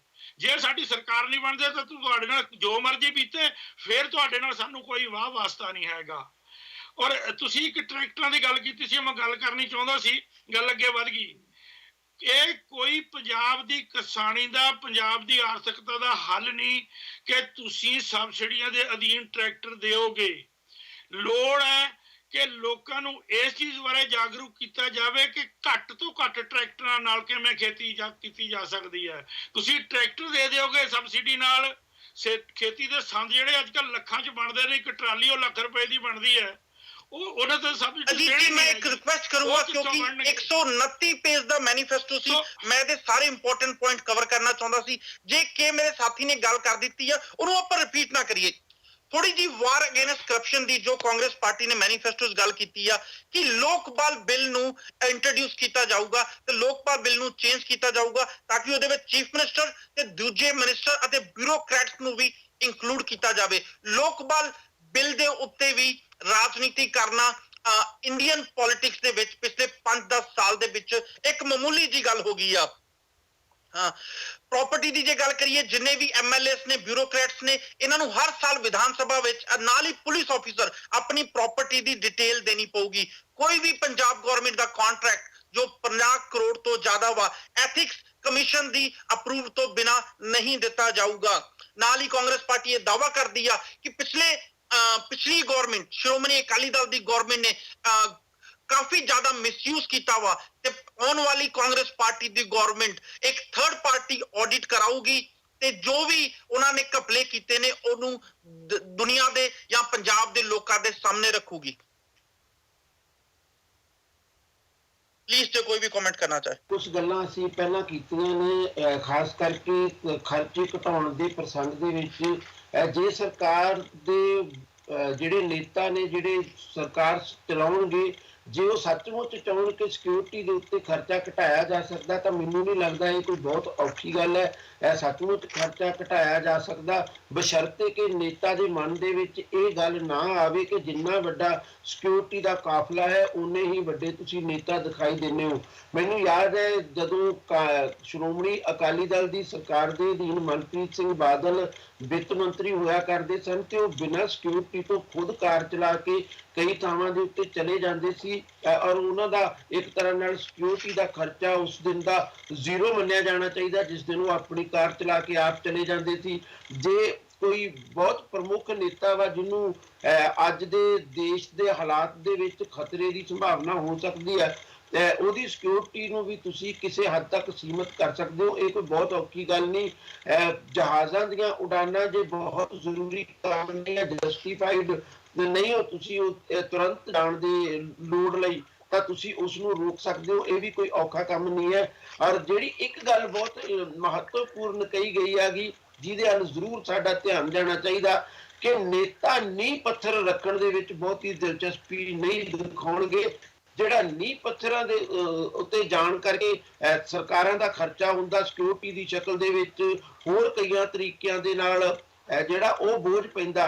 ਜੇ ਸੱਚਮੁੱਚ ਨੀਂਹ ਪੱਥਰ ਰੱਖਣ ਦੀ ਪ੍ਰਵਿਰਤੀ ਉੱਤੇ ਕਾਬੂ ਪਾ ਲਿਆ ਜਾਵੇ, ਤਾਂ ਮੈਨੂੰ ਲੱਗਦਾ ਸਿਕਿਉਰਿਟੀ ਦਾ ਤੇ ਆਵਾਜਾਈ ਦਾ ਖਰਚਾ ਆਪਣੇ ਆਪ ਦੇ ਵਿੱਚ ਕਾਫੀ ਹੱਦ ਤੱਕ ਕੰਟਰੋਲ ਕੀਤਾ ਜਾ ਸਕਦਾ। ਪਰ ਜੇ ਸਰਦਾਰ ਬਾਦਲ ਵਾਂਗੂ ਰੋਜ਼ ਪਹਿਲਾਂ ਤੁਸੀਂ ਦਰਬਾਰ ਲਾਉਣ ਜਾਣਾ ਵਾ, ਮੁੜ ਕੇ ਤੁਸੀਂ ਉਦਘਾਟਨ ਕਰਨ ਜਾਣਾ ਵਾ, ਫਿਰ ਤੁਸੀਂ ਚੈੱਕ ਵੰਡਣ ਜਾਣਾ ਵਾ, ਤੇ ਕੁਦਰਤੀ ਗੱਲ ਆ ਕਿ ਖਰਚਾ ਵਧੇਗਾ। ਇਹੋ ਜਿਹੇ ਖਰਚਿਆਂ ਉੱਤੇ ਜਿਹੜੀ ਵੀ ਸਰਕਾਰ ਕੰਟਰੋਲ ਕਰੇ ਚੰਗੀ ਗੱਲ ਆ। ਮੈਂ ਫਿਰ ਆਪਣੀ ਗੱਲ ਰਿਪੀਟ ਕਰਾਂਗਾ ਕਿ ਜੇ ਕਾਂਗਰਸ ਦੇ ਮੈਨੀਫੈਸਟੋ 'ਚ ਆ ਗਿਆ ਕਿ ਨੀਂਹ ਪੱਥਰ ਰੱਖਣ ਤੇ ਖਰਚੇ ਨਹੀਂ ਹੋਣੇ ਚਾਹੀਦੇ, ਸਿਕਿਉਰਿਟੀ ਦੇ ਉੱਤੇ ਖਰਚਾ ਘਟਾਉਣਾ ਚਾਹੀਦਾ, ਤਾਂ ਜਿਹੜੀ ਵੀ ਸਰਕਾਰ ਬਣੇ ਉਹਨੂੰ ਇਹ ਆਪਣਾ ਏਜੰਡਾ ਮੰਨ ਕੇ ਇਹਦੇ ਉੱਤੇ ਅਮਲ ਕਰਨਾ ਚਾਹੀਦਾ। ਇਹ ਨਹੀਂ ਕਹਿਣਾ ਚਾਹੀਦਾ ਕਿ ਮਨਪ੍ਰੀਤ ਸਿੰਘ ਦੇ ਮਨ ਦੀ ਕਾਢ ਆ, ਕਾਢ ਕਿਸੇ ਦੇ ਵੀ ਮਨ ਦੀ ਕਿਉਂ ਨਾ ਹੋਵੇ, ਸਾਨੂੰ ਇਹ ਮੰਨ ਕੇ ਚੱਲਣਾ ਚਾਹੀਦਾ ਕਿ ਪੰਜਾਬ ਦੇ ਭਲੇ ਵਿੱਚ ਆ, ਤੇ ਜਿਹੜਾ ਪੰਜਾਬ ਪਹਿਲਾਂ ਹੀ ਇੰਨਾ ਕਰਜ਼ਾਈ ਹੋ ਚੁੱਕਿਆ ਉਹਦੇ ਭਲੇ ਦੇ ਵਿੱਚ ਆ ਕਿ ਤੁਸੀਂ ਖਰਚੇ ਘਟਾ ਕੇ ਕਰਜ਼ਾ ਮੋੜਨ ਲਈ ਹੋਰ ਕਰਜ਼ਾ ਲੈਣ ਦੀ ਜਿਹੜੀ ਤੁਹਾਡੀ ਸਿਚੁਏਸ਼ਨ ਬਣੀ ਹੋਈ ਆ, ਵਿਆਜ ਤਾਰਨ ਲਈ ਤੁਹਾਨੂੰ ਨਵੇਂ ਕਰਜ਼ੇ ਲੈਣੇ ਪੈ ਰਹੇ ਨੇ, ਉਹਦੇ ਤੋਂ ਪੰਜਾਬ ਨੂੰ ਬਚਾਉਣ ਦੀ ਜ਼ਰੂਰਤ ਹੈ। ਐਜੂਕੇਸ਼ਨ ਬਾਰੇ ਵੀ ਕਾਫੀ ਗੱਲਾਂ ਕੀਤੀਆਂ ਗਈਆਂ ਨੇ। ਅਸੀਂ ਸਾਰੇ ਹੀ ਜਾਣਦੇ ਹਾਂ, ਜਿੱਦਾਂ ਕਿ ਮੇਰੇ ਇੱਕ ਸਾਥੀ ਨੇ ਥੋੜੀ ਦੇਰ ਪਹਿਲਾਂ ਹੀ ਕਿਹਾ ਸੀ ਕਿ ਜੇ ਐਜੂਕੇਸ਼ਨ ਦਾ ਸਤਰ ਸੁਧਾਰਿਆ ਜਾਵੇ ਤੇ ਸ਼ਾਇਦ ਪੰਜਾਬ ਦਾ ਵਿਕਾਸ ਹੋ ਸਕੇ। ਮੈਂ ਇੱਥੇ ਦਰਸ਼ਕਾਂ ਨੂੰ ਇੱਕ ਗੱਲ ਜ਼ਰੂਰ ਕਹਿਣਾ ਚਾਹੂੰਗਾ। ਥੋੜੇ ਦਿਨ ਪਹਿਲਾਂ ਬਠਿੰਡਾ 에ਅਰਪੋਰਟ ਦਾ ਉਦਘਾਟਨ ਕਰਨ ਆਏ ਅਰੁਣ ਜੇਟਲੀ, ਜਦੋਂ ਉੱਥੇ ਸੁਖਬੀਰ ਬਾਦਲ ਨੇ ਪੰਜਾਬ ਗਵਰਨਮੈਂਟ ਦੀ ਉਪਲਬਧੀਆਂ ਗਿਣਾਈਆਂ, ਤੇ ਜੇਟਲੀ ਸਾਹਿਬ ਨੇ ਕਿਤੇ ਨਾ ਕਿਤੇ ਸੁਖਬੀਰ ਬਾਦਲ ਨੂੰ ਇਸ਼ਾਰਾ ਕੀਤਾ ਸੀ ਕਿ ਹੁਣ ਐਜੂਕੇਸ਼ਨ ਵੱਲ ਧਿਆਨ ਦਿਓ, ਕਿਉਂਕਿ ਡਿਵੈਲਪਮੈਂਟ ਦੀ ਗੱਲ ਤੇ ਸ਼ਾਇਦ ਆਹ ਟਰਮ 'ਚ ਤੁਹਾਨੂੰ ਵੋਟਾਂ ਮਿਲ ਜਾਣ, ਪਰ ਅਗਲੀ ਟਰਮ 'ਚ ਜਦੋਂ ਤੁਸੀਂ ਵੋਟਾਂ ਮੰਗਣ ਜਾਓਗੇ ਤੇ ਕਿਤੇ ਨਾ ਕਿਤੇ ਲੋਕ ਜਿੱਦਾਂ ਜਾਗਰੂਕ ਹੋ ਰਹੇ ਆ, ਜੋ ਅੱਜ ਪੰਜਾਬ ਦੀ ਐਜੂਕੇਸ਼ਨ ਦਾ ਹਾਲ ਆ, ਉਹ ਤੁਹਾਨੂੰ ਸਵਾਲ ਜ਼ਰੂਰ ਪੁੱਛਣਗੇ। ਕਾਂਗਰਸ ਪਾਰਟੀ ਦਾ ਕਹਿਣਾ ਕਿ 6% ਪੰਜਾਬ ਦੀ ਜੀਡੀਪੀ ਅਸੀਂ ਐਜੂਕੇਸ਼ਨ ਉੱਤੇ ਖਰਚ ਕਰਾਂਗੇ। ਨਾਲ ਹੀ ਹੋਰ ਕਾਫੀ ਗੱਲਾਂ ਕੀਤੀਆਂ ਗਈਆਂ ਨੇ। ਟੀਚਰਸ ਨੂੰ ਜੇ ਦੇਖਿਆ ਜਾਵੇ ਤੇ ਕਈ ਸਕੂਲਾਂ 'ਚ ਟੀਚਰਸ ਦੀ ਗਿਣਤੀ ਜ਼ਰੂਰਤ ਤੋਂ ਜ਼ਿਆਦਾ ਹੁੰਦੀ ਆ, ਜਦਕਿ ਪੇਂਡੂ ਏਰੀਏ ਵਿੱਚ ਜੋ ਸਕੂਲ ਨੇ ਉੱਥੇ ਟੀਚਰ ਦੀ ਗਿਣਤੀ ਜ਼ਰੂਰਤ ਤੋਂ ਵੀ ਘੱਟ ਹੁੰਦੀ ਆ। ਟੀਚਰਸ ਨੂੰ ਪ੍ਰੋਪਰਲੀ ਟ੍ਰਾਂਸਫਰ ਕੀਤਾ ਜਾਊਗਾ ਤੇ ਹਰ ਸਾਲ ਉਹਦੀ ਪ੍ਰੋਪਰ ਜਾਂਚ ਵੀ ਹੋਊਗੀ ਕਿ ਬਣਦੇ ਟੀਚਰਸ ਸਕੂਲ ਵਿੱਚ ਹੈ ਜਾਂ ਨਹੀਂ ਹੈ। ਨਾਲ ਹੀ ਇਹ ਵੀ ਵਾਅਦਾ ਕੀਤਾ ਗਿਆ ਕਿ ਟੀਚਰਸ ਕੋਲੋਂ ਸਿਰਫ ਟੀਚਿੰਗ ਦਾ ਕੰਮ ਕਰਾਇਆ ਜਾਊਗਾ, ਹੋਰ ਦੂਜੇ ਕੰਮ ਨਹੀਂ ਕਰਾਏ ਜਾਣਗੇ।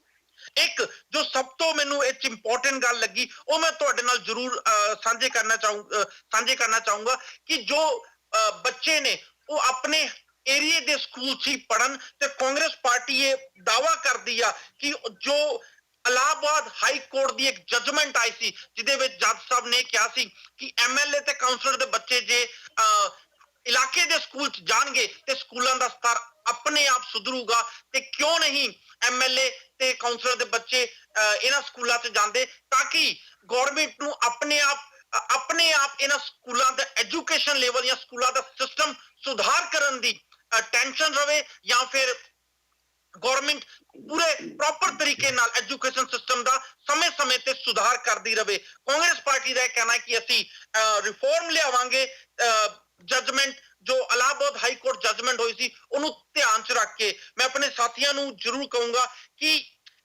ਇੱਥੇ ਜ਼ਰੂਰ ਕਮੈਂਟ ਕਰਨ। ਜਜਮੈਂਟ ਬਹੁਤ ਵਧੀਆ ਸੀ, ਡਿਬੇਟ ਵੀ ਟੀਵੀ ਤੇ ਬਹੁਤ ਹੋਏ ਪਰ ਸ਼ਾਇਦ ਸਮੇਂ ਦੇ ਨਾਲ ਇਸ ਜਜਮੈਂਟ ਦੀ ਕੋਈ ਹੁਣ ਗੱਲ ਨਹੀਂ ਕਰਦਾ ਪਰ ਬੜੇ ਚਿਰ ਬਾਅਦ ਕਾਂਗਰਸ ਪਾਰਟੀ ਨੇ ਮੈਨੀਫੈਸਟੋ ਦੇ ਵਿੱਚ ਇਹਦੀ ਗੱਲ ਕੀਤੀ ਆ ਕਿ ਇਹਦਾ ਇੰਪਲੀਮੈਂਟ ਕਰਨਾ ਇਸ ਚੀਜ਼ ਦਾ ਪੋਸੀਬਲ ਹੈ ਜਾਂ ਨਹੀਂ।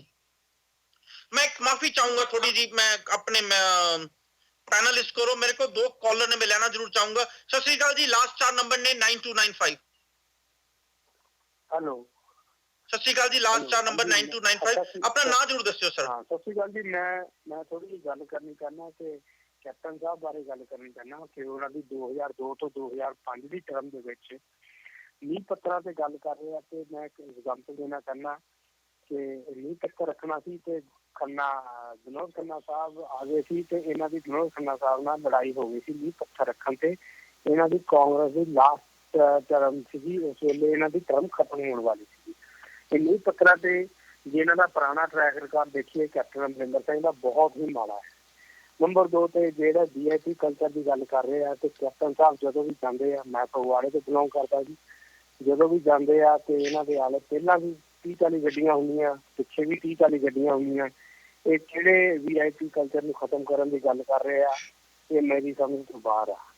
ਨੰਬਰ 3 ਤੇ ਸਵਾਮੀਨਾਥਨ ਜਿਹੜਾ ਕਮਿਸ਼ਨ ਹੈਗਾ, ਸਵਾਮੀਨਾਥਨ ਕਮਿਸ਼ਨ 2006 ਦੇ ਵਿੱਚ ਇਹਨਾਂ ਨੇ ਆਪਣੀ ਲਾਸਟ ਰਿਪੋਰਟ ਦਿੱਤੀ ਸੀ। 2004 ਦੇ ਵਿੱਚ ਕੰਸਟੀਚਿਊਟ ਹੋਇਆ ਸੀ ਬਾਜਪਾਈ ਦੀ ਗਵਰਨਮੈਂਟ ਦੇ ਵਿੱਚ। ਇਹਨਾਂ ਨੇ 4-5 ਆਪਣੀਆਂ ਰਿਪੋਰਟਾਂ ਦਿੱਤਾ, ਲਾਸਟ ਰਿਪੋਰਟ ਇਹਨਾਂ ਨੇ 2006 ਦੇ ਵਿੱਚ ਦਿੱਤੀ। 2006 ਤੋਂ ਲੈ ਕੇ 2014 ਤੱਕ 8 ਸਾਲ ਮਨਮੋਹਨ ਸਿੰਘ ਜੀ ਸਵਾਮੀਨਾਥਨ ਦੀ ਰਿਪੋਰਟ ਦੇ ਉੱਤੇ ਬੈਠੇ ਰਹੇ ਤੇ ਅੱਜ ਇਲੈਕਸ਼ਨ ਮੈਨੀਫੈਸਟੋ ਰਿਲੀਜ਼ ਕਰਦੇ ਪਏ ਆ ਕਿ ਅਸੀਂ ਸਵਾਮੀਨਾਥਨ ਰਿਪੋਰਟ ਦੇ ਸਵਾਮੀਨਾਥਨ ਕਮਿਸ਼ਨ ਦੀ ਰਿਪੋਰਟ ਲਾਗੂ ਕਰਨੀ ਹੈ। ਮੈਨੂੰ ਨਹੀਂ ਸਮਝ ਲੱਗਦਾ ਕਿ ਕਿੰਨੇ ਪੈਨਲਿਸਟ ਤੁਹਾਡੇ ਕੋਲ ਬੈਠੇ ਆ ਜਾਂ ਤੁਸੀਂ ਵੀ ਕਿੰਨਾ ਕੁ ਭਰੋਸਾ ਕਰਦੇ ਆ ਮਨਮੋਹਨ ਸਿੰਘ ਦੇ ਉੱਤੇ, ਜਿਹੜਾ 8 ਸਾਲ ਇੱਕ ਰਿਪੋਰਟ ਦੇ ਉੱਤੇ ਬੈਠਾ ਰਿਹਾ ਤੇ ਅੱਜ ਜਦੋਂ ਗਵਰਨਮੈਂਟ ਤੋਂ ਬਾਹਰ ਹੋ ਗਿਆ ਅੱਜ ਉਹ ਕਹਿ ਰਿਹਾ ਕਿ ਸਵਾਮੀਨਾਥਨ ਕਮਿਸ਼ਨ ਅਸੀਂ ਰਿਲੀਜ਼ ਕਰਨ ਲਈ ਦਬਾਅ ਪਾਵਾਂਗੇ ਗਵਰਨਮੈਂਟ ਤੇ। ਇਹ ਭਾਈ ਆਪਣੇ ਆਪ ਤੇ ਕਿਉਂ ਨਹੀਂ ਦਬਾਅ ਪਾਇਆ ਜਦੋਂ ਤੂੰ ਪਾਵਰ ਚ ਸੀਗਾ? ਦੂਜਿਆਂ ਤੇ ਦਬਾਅ ਪਾਉਣ ਨੂੰ ਕੱਲ ਹੀ ਤੂੰ ਇੰਨਾ ਕਾਲਾ ਹੋਇਆ ਪਿਆ, ਆਪ ਵੀ ਦਬਾਅ ਪਾ ਲੈਂਦਾ ਆਪਣੇ ਆਪ ਤੇ ਤਾਂ ਸ਼ਾਇਦ ਕੋਈ ਸਰਕਾਰ ਗਵਰਨਮੈਂਟ ਦਾ ਭਲਾ ਹੋ ਜਾਂਦਾ। ਨੰਬਰ 3 ਜੇ ਤੁਸੀਂ ਕਹੋ ਸ਼ਰਾਬ ਦੀ ਗੱਲ, ਵੀ ਸ਼ਰਾਬ ਦੇ ਠੇਕੇ ਬੰਦ ਕਰਨੇ ਆ। ਪੌਂਟੀ ਚੱਡਾ ਦਾ ਸ਼ਾਇਦ ਸਾਰਿਆਂ ਨੂੰ ਪੈਨਲਿਸਟਾਂ ਨੂੰ ਯਾਦ ਹੋਣਾ। ਪੌਂਟੀ ਚੱਡਾ ਕੈਪਟਨ ਅਮਰਿੰਦਰ ਸਿੰਘ ਦਾ ਰਾਈਟ ਹੈਂਡ ਮੈਨ ਸੀਗਾ, ਜਿਹੜਾ ਸ਼ਰਾਬ ਦਾ ਇੰਡੀਆ ਦਾ ਸਭ ਤੋਂ ਵੱਡਾ ਠੇਕੇਦਾਰ ਸੀ ਤੇ ਉਹਦੀ ਉੱਤਰਾਖੰਡ ਦੇ ਵਿੱਚ ਮੌਤ ਹੋ ਗਈ ਸੀ। ਪੌਂਟੀ ਚੱਡਾ ਫਾਈਨਾਂਸਰ ਵੀ ਸੀਗਾ ਕੈਪਟਨ ਅਮਰਿੰਦਰ ਸਿੰਘ ਦਾ। 2000 ਜਿਹੜੀਆਂ ਇਲੈਕਸ਼ਨਾਂ ਆ ਰਿਹਾ ਸੀਗਾ ਕੈਪਟਨ ਅਮਰਿੰਦਰ ਸਿੰਘ 2007 ਦੀਆਂ ਇਲੈਕਸ਼ਨਾਂ ਦਾ ਫਾਈਨਾਂਸਰ ਸੀਗਾ ਉਹ। ਤੇ ਉਹ ਸ਼ਰਾਬ ਦੇ ਸਾਰੇ ਠੇਕੇ ਪੰਜਾਬ ਦੇ 80% ਉਹਦੇ ਅੰਡਰ ਸੀਗੇ ਤੇ ਅੱਜ ਇਹ ਸ਼ਰਾਬ ਨੂੰ ਬੰਦ ਕਰਨ ਦੀਆਂ ਗੱਲਾਂ ਕਰਦੇ ਪਏ ਆ। ਇਹ ਹਾਸਲ ਹੋਈ ਗੱਲਾਂ ਜੀ, ਲਿਖਣ ਨੂੰ ਤਾਂ ਜੋ ਮਰਜ਼ੀ ਲਿਖੀ ਜਾਓ ਪਰ ਇਹ ਕਹਿਣੀ ਤੇ ਕਥਨੀ ਦੇ ਵਿੱਚ ਬਹੁਤ ਫਰਕ ਹੈਗਾ ਆ ਤੇ ਮੈਨੂੰ ਨਹੀਂ ਲੱਗਦਾ ਕਿ ਇਹ ਚੋਂ ਇੱਕ ਵੀ ਵਾਅਦਾ ਕੋਈ ਪੂਰਾ ਕਰੂਗਾ ਜਾਂ ਪੂਰਾ ਕਰਨ ਵਾਲੇ ਹਾਲਾਤ ਆ।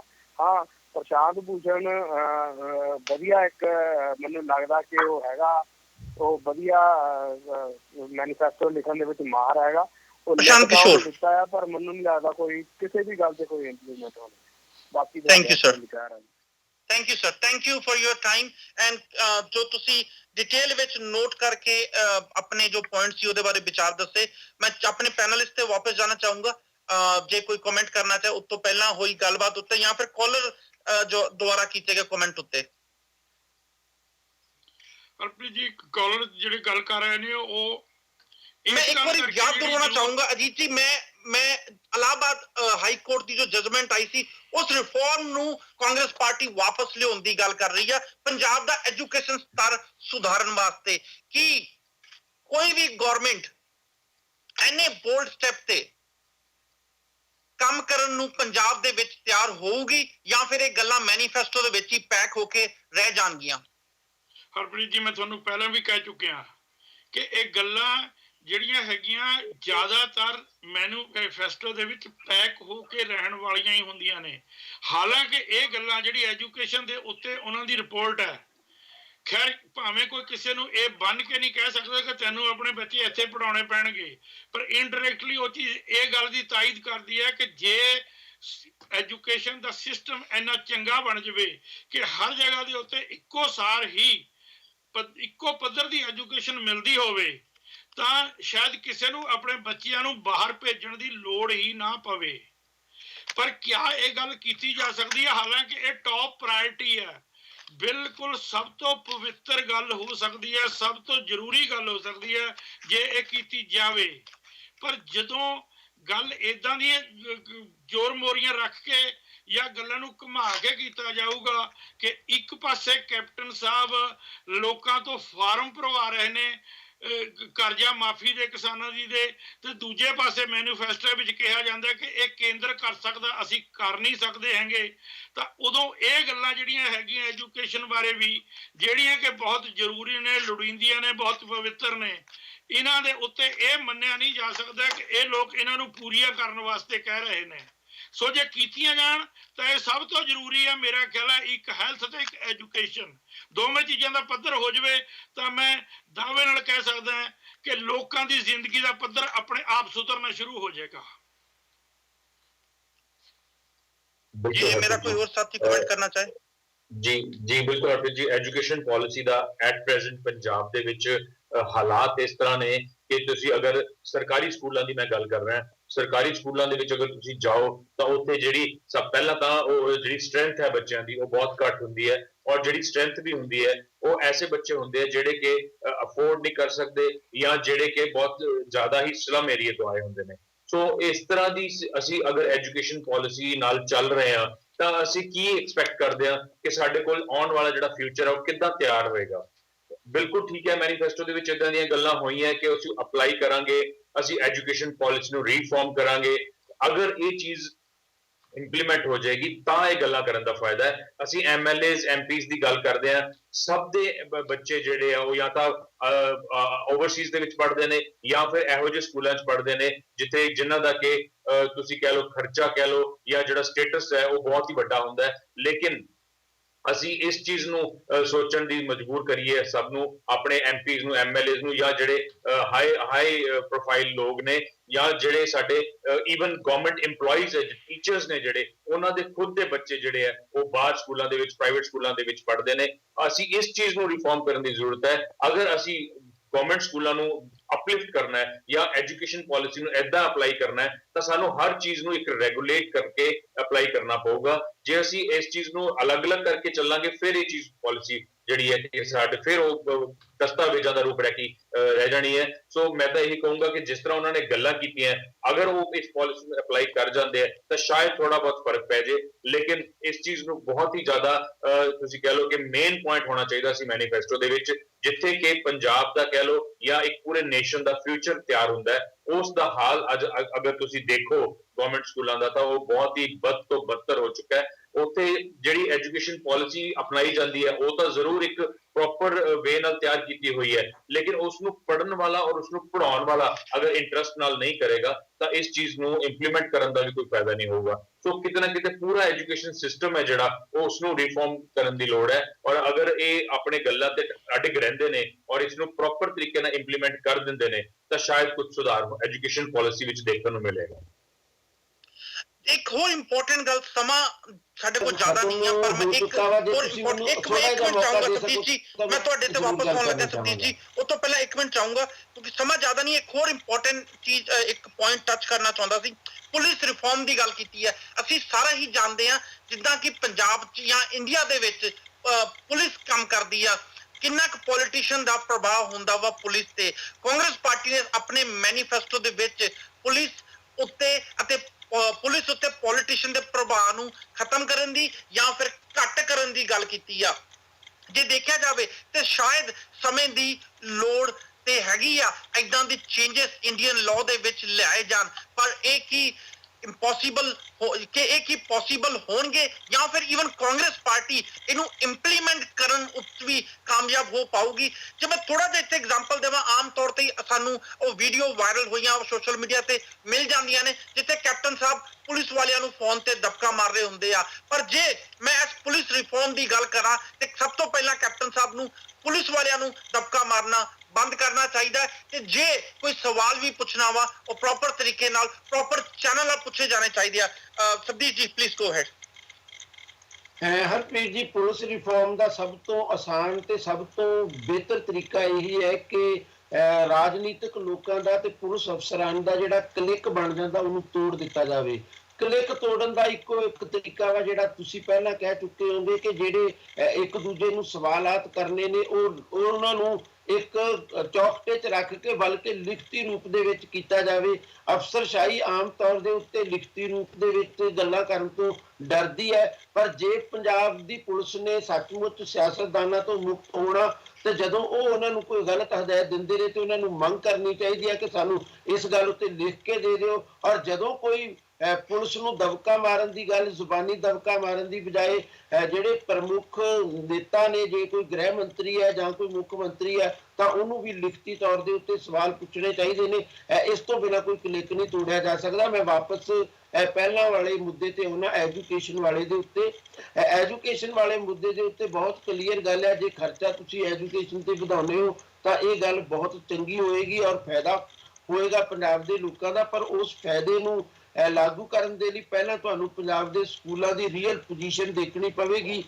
ਜੇ ਅਸੀਂ ਪੰਜਾਬ ਦੇ ਸਰਕਾਰੀ ਸਕੂਲਾਂ ਦੀ ਗੱਲ ਕਰੀਏ ਤਾਂ ਆਮ ਤੌਰ ਦੇ ਉੱਤੇ ਉਹਨਾਂ ਬਾਰੇ ਇਹ ਮਾਨਤਾ ਬਣ ਗਈ ਹੈ ਕਿ ਉਹ ਦਲਿਤ ਭਾਈਚਾਰੇ ਨਾਲ ਸੰਬੰਧਿਤ ਗਰੀਬ ਲੋਕਾਂ ਦੇ ਸਕੂਲ ਨੇ ਜਾਂ ਫਿਰ ਉਹ ਪ੍ਰਵਾਸੀ ਮਜ਼ਦੂਰ ਜਿਹੜੇ ਬਿਹਾਰ ਯੂਪੀ ਤੋਂ ਪੰਜਾਬ ਦੇ ਵਿੱਚ ਕੰਮ ਕਰਨ ਆਏ ਨੇ ਉਹਨਾਂ ਦੇ ਬੱਚਿਆਂ ਦੇ ਸਕੂਲ ਨੇ। ਦਿਲਚਸਪ ਗੱਲ ਇਹ ਵੀ ਹੈ ਤੇ ਯੂਪੀ ਬਿਹਾਰ ਤੋਂ ਆਏ ਬੱਚੇ ਪੰਜਾਬੀ ਲਾਗੂ ਹੋਣ ਕਰਕੇ ਸਾਡੇ ਸਕੂਲਾਂ ਦੇ ਵਿੱਚ ਪੰਜਾਬੀ ਪੜ੍ਹ ਰਹੇ ਨੇ, ਪਰ ਸਾਡੇ ਜਿਹੜੇ ਬੱਚੇ ਨੇ ਉਹ ਦੂਸਰੇ ਸਕੂਲਾਂ ਦੇ ਵਿੱਚ ਪੰਜਾਬੀ ਤੋਂ ਦੂਰ ਹੋ ਰਹੇ ਨੇ। ਮੈਂ ਇਸ ਗੱਲ ਨੂੰ ਲੰਬਾ ਨਹੀਂ ਖਿੱਚਦਾ, ਸਿਰਫ ਇੰਨੀ ਗੱਲ ਕਹਾਂਗਾ ਕਿ ਜੇ ਸਰਕਾਰ ਸੱਚਮੁੱਚ ਖਰਚਾ ਵਧਾਉਣਾ ਚਾਹੁੰਦੀ ਹੈ ਤਾਂ ਉਹਨੂੰ ਇਹ ਵੀ ਕਲੀਅਰ ਕਰਨਾ ਪਵੇਗਾ ਕਿ ਕਿੰਨਾ ਖਰਚਾ ਉਹ ਨਿਰੋਲ ਸਰਕਾਰੀ ਸਕੂਲਾਂ ਦੇ ਉੱਤੇ ਕਰਨ ਜਾ ਰਹੀ ਹੈ, ਕਿੰਨਾ ਖਰਚਾ ਉਹ ਏਡਡ ਸਕੂਲਾਂ ਦੇ ਉੱਤੇ ਕਰਨ ਜਾ ਰਹੀ ਹੈ ਤੇ ਕਿਵੇਂ ਕਰੇਗੀ। ਇਸ ਗੱਲ ਨੂੰ ਵੀ ਬਹੁਤ ਕਲੀਅਰਲੀ ਲੈਣਾ ਪਏਗਾ। ਔਰ ਸਭ ਤੋਂ ਵੱਡਾ ਕੰਮ ਐਜੂਕੇਸ਼ਨ ਦੇ ਵਿੱਚ ਸੁਧਾਰ ਦਾ ਇਹ ਹੈ ਕਿ ਨਿੱਜੀਕਰਨ ਜਿਹੜਾ ਐਜੂਕੇਸ਼ਨ ਦਾ ਹੋ ਚੁੱਕਾ ਵਾ ਉਹਦੇ ਉੱਤੇ ਵੱਧ ਤੋਂ ਵੱਧ ਰੋਕ ਲਾਈ ਜਾਵੇ। ਪਰ ਤੁਸੀਂ ਦੇਖ ਰਹੇ ਹੋ ਪਿਛਲੇ ਸਾਲਾਂ ਦੇ ਵਿੱਚ ਅਸੀਂ ਵੱਧ ਤੋਂ ਵੱਧ ਨਿੱਜੀ ਸਕੂਲਾਂ, ਨਿੱਜੀ ਯੂਨੀਵਰਸਿਟੀਆਂ ਨੂੰ ਹਵਾ ਦੇਣ ਦੇ ਵਿੱਚ ਲੱਗੇ ਹੋਏ ਆ। ਜਦੋਂ ਤੱਕ ਇਹਨਾਂ ਨੂੰ ਨਹੀਂ ਰੋਕਿਆ ਜਾਂਦਾ ਅਸੀਂ ਐਜੂਕੇਸ਼ਨ ਦੇ ਵਿੱਚ ਸੁਧਾਰ ਨਹੀਂ ਕਰ ਸਕਦੇ। ਜੇ ਸਰਕਾਰ ਸਭ ਤੋਂ ਵੱਡਾ ਸੁਧਾਰ ਕਰਨਾ ਚਾਹੁੰਦੀ ਹੈ ਤਾਂ ਉਹਨਾਂ ਨੂੰ ਪ੍ਰਾਈਵੇਟ ਸਕੂਲਾਂ ਦੇ ਜਿਹੜੇ ਮੈਨੇਜਮੈਂਟਾਂ ਨੇ ਜਿਹੜੀਆਂ ਦਿੰਦੀਆਂ ਕੁਝ ਨੇ, ਦਸਤਖਤ ਕੁਝ ਦੇ ਉੱਤੇ ਕਰਾਉਂਦੀਆਂ ਨੇ ਔਰ ਜਿਹੜੇ ਦਸਤਖਤ ਵੀ ਉਹ ਕਰਵਾਉਂਦੀਆਂ ਨੇ ਬਹੁਤ ਵਧਾ ਕੇ ਉਹਨਾਂ ਦੇ ਉੱਤੇ ਵੀ ਜੇ ਵੇਖਿਆ ਜਾਵੇ ਰੀਅਲ ਪੋਜੀਸ਼ਨ ਦੇ ਵਿੱਚ ਤੇ ਉਹਨਾਂ ਉੱਤੇ ਵੀ ਸਰਕਾਰੀ ਗ੍ਰੇਡ ਲਾਗੂ ਨਹੀਂ ਕੀਤੇ ਜਾਂਦੇ। ਜੇ ਸਰਕਾਰ ਸੱਚਮੁੱਚ ਚਾਹੁੰਦੀ ਹੈ ਐਜੂਕੇਸ਼ਨ ਦਾ ਸੁਧਾਰ ਕਰਨਾ ਤਾਂ ਉਹਨਾਂ ਨੂੰ ਸਰਕਾਰੀ school, aided school, private school ਸਾਰਿਆਂ ਦੇ ਉੱਤੇ ਤਨਖਾਹ ਜਿਹੜੀ ਉਹ ਇਕਸਾਰ ਕਰਨ ਦੇ ਯਤਨ ਕਰਨੇ ਪੈਣਗੇ। ਔਰ ਜਦ ਤੱਕ ਇਹ ਨਹੀਂ ਕੀਤਾ ਜਾਂਦਾ ਤੁਸੀਂ ਵਿਦਿਆ ਦੇ ਵਪਾਰੀਕਰਨ ਨੂੰ ਰੋਕ ਨਹੀਂ ਸਕਦੇ। ਜਿਨ੍ਹਾਂ ਲੋਕਾਂ ਨੂੰ ਵਿਦਿਆ ਇੱਕ ਬਿਜ਼ਨਸ ਲੱਗਦੀ ਹੈ ਉਹ ਉਦੋਂ ਤੱਕ ਇਹਦੇ 'ਚ ਦਖਲ ਅੰਦਾਜ਼ੀ ਦੇਣੀ ਬੰਦ ਨਹੀਂ ਕਰਨਗੇ ਜਦੋਂ ਤੱਕ ਉਹਨਾਂ ਨੂੰ ਟੀਚਰਾਂ ਨੂੰ ਬਾਕੀ ਕੰਮਾਂ ਦੇ ਵਿੱਚ ਸਰਕਾਰ ਦੇ ਬਰਾਬਰ ਖਰਚਾ ਨਹੀਂ ਕਰਨਾ ਪਵੇਗਾ। ਔਰ ਇਹ ਕਰਨਾ ਬਹੁਤ ਔਖਾ ਹੋਏਗਾ ਕਿਸੇ ਵੀ ਸਰਕਾਰ ਲਈ, ਕਿਉਂਕਿ ਜਿਨ੍ਹਾਂ ਥਾਵਾਂ ਤੋਂ ਸਰਕਾਰਾਂ ਨੂੰ ਵੱਡੇ ਗੱਫੇ ਮਿਲਦੇ ਨੇ ਫੰਡ ਦੀ ਸ਼ਕਲ ਦੇ ਵਿੱਚ, ਉਹਨਾਂ ਥਾਵਾਂ ਦੇ ਵਿੱਚ ਇੱਕ ਨਿੱਜੀ ਕਿਸਮ ਦੀ ਸਿੱਖਿਆ ਦਾ ਵਪਾਰੀਕਰਨ ਕਰਨ ਵਾਲੇ ਮਾਹਰ ਵੀ ਨੇ। ਇਹ ਕਲਿੱਕ ਵੀ ਇੱਕ ਤਰ੍ਹਾਂ ਨਾਲ ਤੋੜਨਾ ਪਵੇਗਾ। ਜਿਵੇਂ ਪੁਲਿਸ ਤੇ ਅਫਸਰਾਂ ਦਾ ਤੇ ਸਿਆਸਤਦਾਨਾਂ ਦਾ ਕਲਿੱਕ ਤੋੜਨ ਦੀ ਲੋੜ ਹੈ, ਉਸੇ ਤਰ੍ਹਾਂ ਐਜੂਕੇਸ਼ਨ ਦੇ ਸੁਦਾਗਰਾਂ ਤੇ ਸਿਆਸਤਦਾਨਾਂ ਦਾ ਕਲਿੱਕ ਵੀ ਤੋੜਨ ਦੀ ਜ਼ਰੂਰਤ ਹੈ। ਪੈਸੇ ਵੱਧ ਖਰਚੇ ਤਾਂ ਹੀ ਲਾਹੇਵੰਦ ਹੋਣਗੇ ਜੇ ਇਹ ਕਲਿੱਕ ਵੀ ਤੋੜਿਆ ਜਾਵੇ। ਥੈਂਕ ਯੂ ਸੁਖਦੀਪ ਜੀ। ਸਮਾਂ ਇਜਾਜ਼ਤ ਨਹੀਂ ਦਿੰਦਾ ਕਿ ਅਸੀਂ ਇਸ ਗੱਲਬਾਤ ਨੂੰ ਜਾਰੀ ਰੱਖੀਏ। 129 ਪੇਜ ਦਾ ਲਗਭਗ ਮੈਨੀਫੈਸਟੋ ਸੀ। ਕੁਝ ਗੱਲਾਂ ਤੋਂ ਖੁਸ਼ੀ ਵੀ ਹੋਈ ਕਿ ਪੋਲੀਟੀਕਲ ਪਾਰਟੀਆਂ ਉਹ ਗੱਲਾਂ ਜਾਂ ਉਹ ਮੁੱਦਿਆਂ ਤੇ ਐਟਲੀਸਟ ਆਪਣੇ ਮੈਨੀਫੈਸਟੋ 'ਚ ਪਾਉਣ ਲੱਗ ਗਈਆਂ ਨੇ ਜਿਹੜੇ ਮੁੱਦਿਆਂ ਦੀ ਅਸੀਂ ਆਪਣੀ ਡਿਬੇਟ ਵਿੱਚ ਪਿਛਲੇ ਕਈ ਸਾਲਾਂ ਤੋਂ ਦੁਹਾਈ ਪਾਉਂਦੇ ਆ ਕਿ ਪੰਜਾਬ 'ਚ ਜੋ ਰਾਜਨੀਤੀ ਹੋ ਰਹੀ ਆ ਉਹ ਗਲਤ ਰਾਜਨੀਤੀ ਆ। ਰਾਜਨੀਤੀ ਮੁੱਦਿਆਂ ਦੀ ਹੋਣੀ ਚਾਹੀਦੀ ਹੈ। ਵੋਟਾਂ ਇਮਾਨਦਾਰੀ ਜਾਂ ਫਿਰ ਕੈਪਟਨ ਜਾਂ ਫਿਰ ਅਕਾਲੀਆਂ ਦੇ ਨਾਂ ਤੇ ਨਹੀਂ ਪੈਣੀ ਚਾਹੀਦੀਆਂ। ਵੋਟਾਂ ਆਦਮੀ ਦੇ ਕੰਮ ਅਤੇ ਉਹਨਾਂ ਦੇ ਕੀਤੀ ਗਈਆਂ ਜੋ ਪਾਰਟੀ ਆਪਣੇ ਸਿਧਾਂਤ ਜਾਂ ਆਪਣੀਆਂ ਨੀਤੀਆਂ ਅੱਗੇ ਰੱਖ ਰਹੀ ਆ ਉਹਨਾਂ ਦੇ ਉੱਤੇ ਪੈਣੇ ਚਾਹੀਦੀਆਂ। ਪਰ ਬਦਨਸੀਬੀ ਆ ਪੰਜਾਬ ਦੀ ਕਿ ਜਦੋਂ ਉੱਥੇ ਕਿ ਲੀਡਰ ਦੀ ਸਪੀਚ ਸੁਣੀਦੀ ਆ ਤੇ ਉਹ ਪੋਲੀਟੀਕਲ ਸਪੀਚ ਘੱਟ ਤੇ ਉਹ ਮਜ਼ਾਕ ਜ਼ਿਆਦਾ ਲੱਗਦਾ ਵਾ ਤੇ ਹੈਰਾਨੀ ਉਹਨਾਂ ਸੁਣਨ ਵਾਲਿਆਂ ਤੇ ਵੀ ਹੁੰਦੀ ਆ ਜੋ ਉੱਥੇ ਪੰਜਾਬ 'ਚ ਲਾਈਵ ਉਹਨਾਂ ਨੂੰ ਦੇਖ ਰਹੇ ਹੁੰਦੇ ਆ ਤੇ ਕੈਨੇਡਾ ਅਮਰੀਕਾ 'ਚ ਸੋਸ਼ਲ ਮੀਡੀਆ ਤੇ ਉਹਨਾਂ ਦੇ ਵੀਡੀਓ ਸ਼ੇਅਰ ਕਰਦੇ ਆ। ਵਾਹ ਕੀ ਬਾਤ ਕਹੀ ਹੈ, ਵਾਹ ਕਿੰਨਾ ਵਧੀਆ ਬੋਲਿਆ ਇਹ ਲੀਡਰ।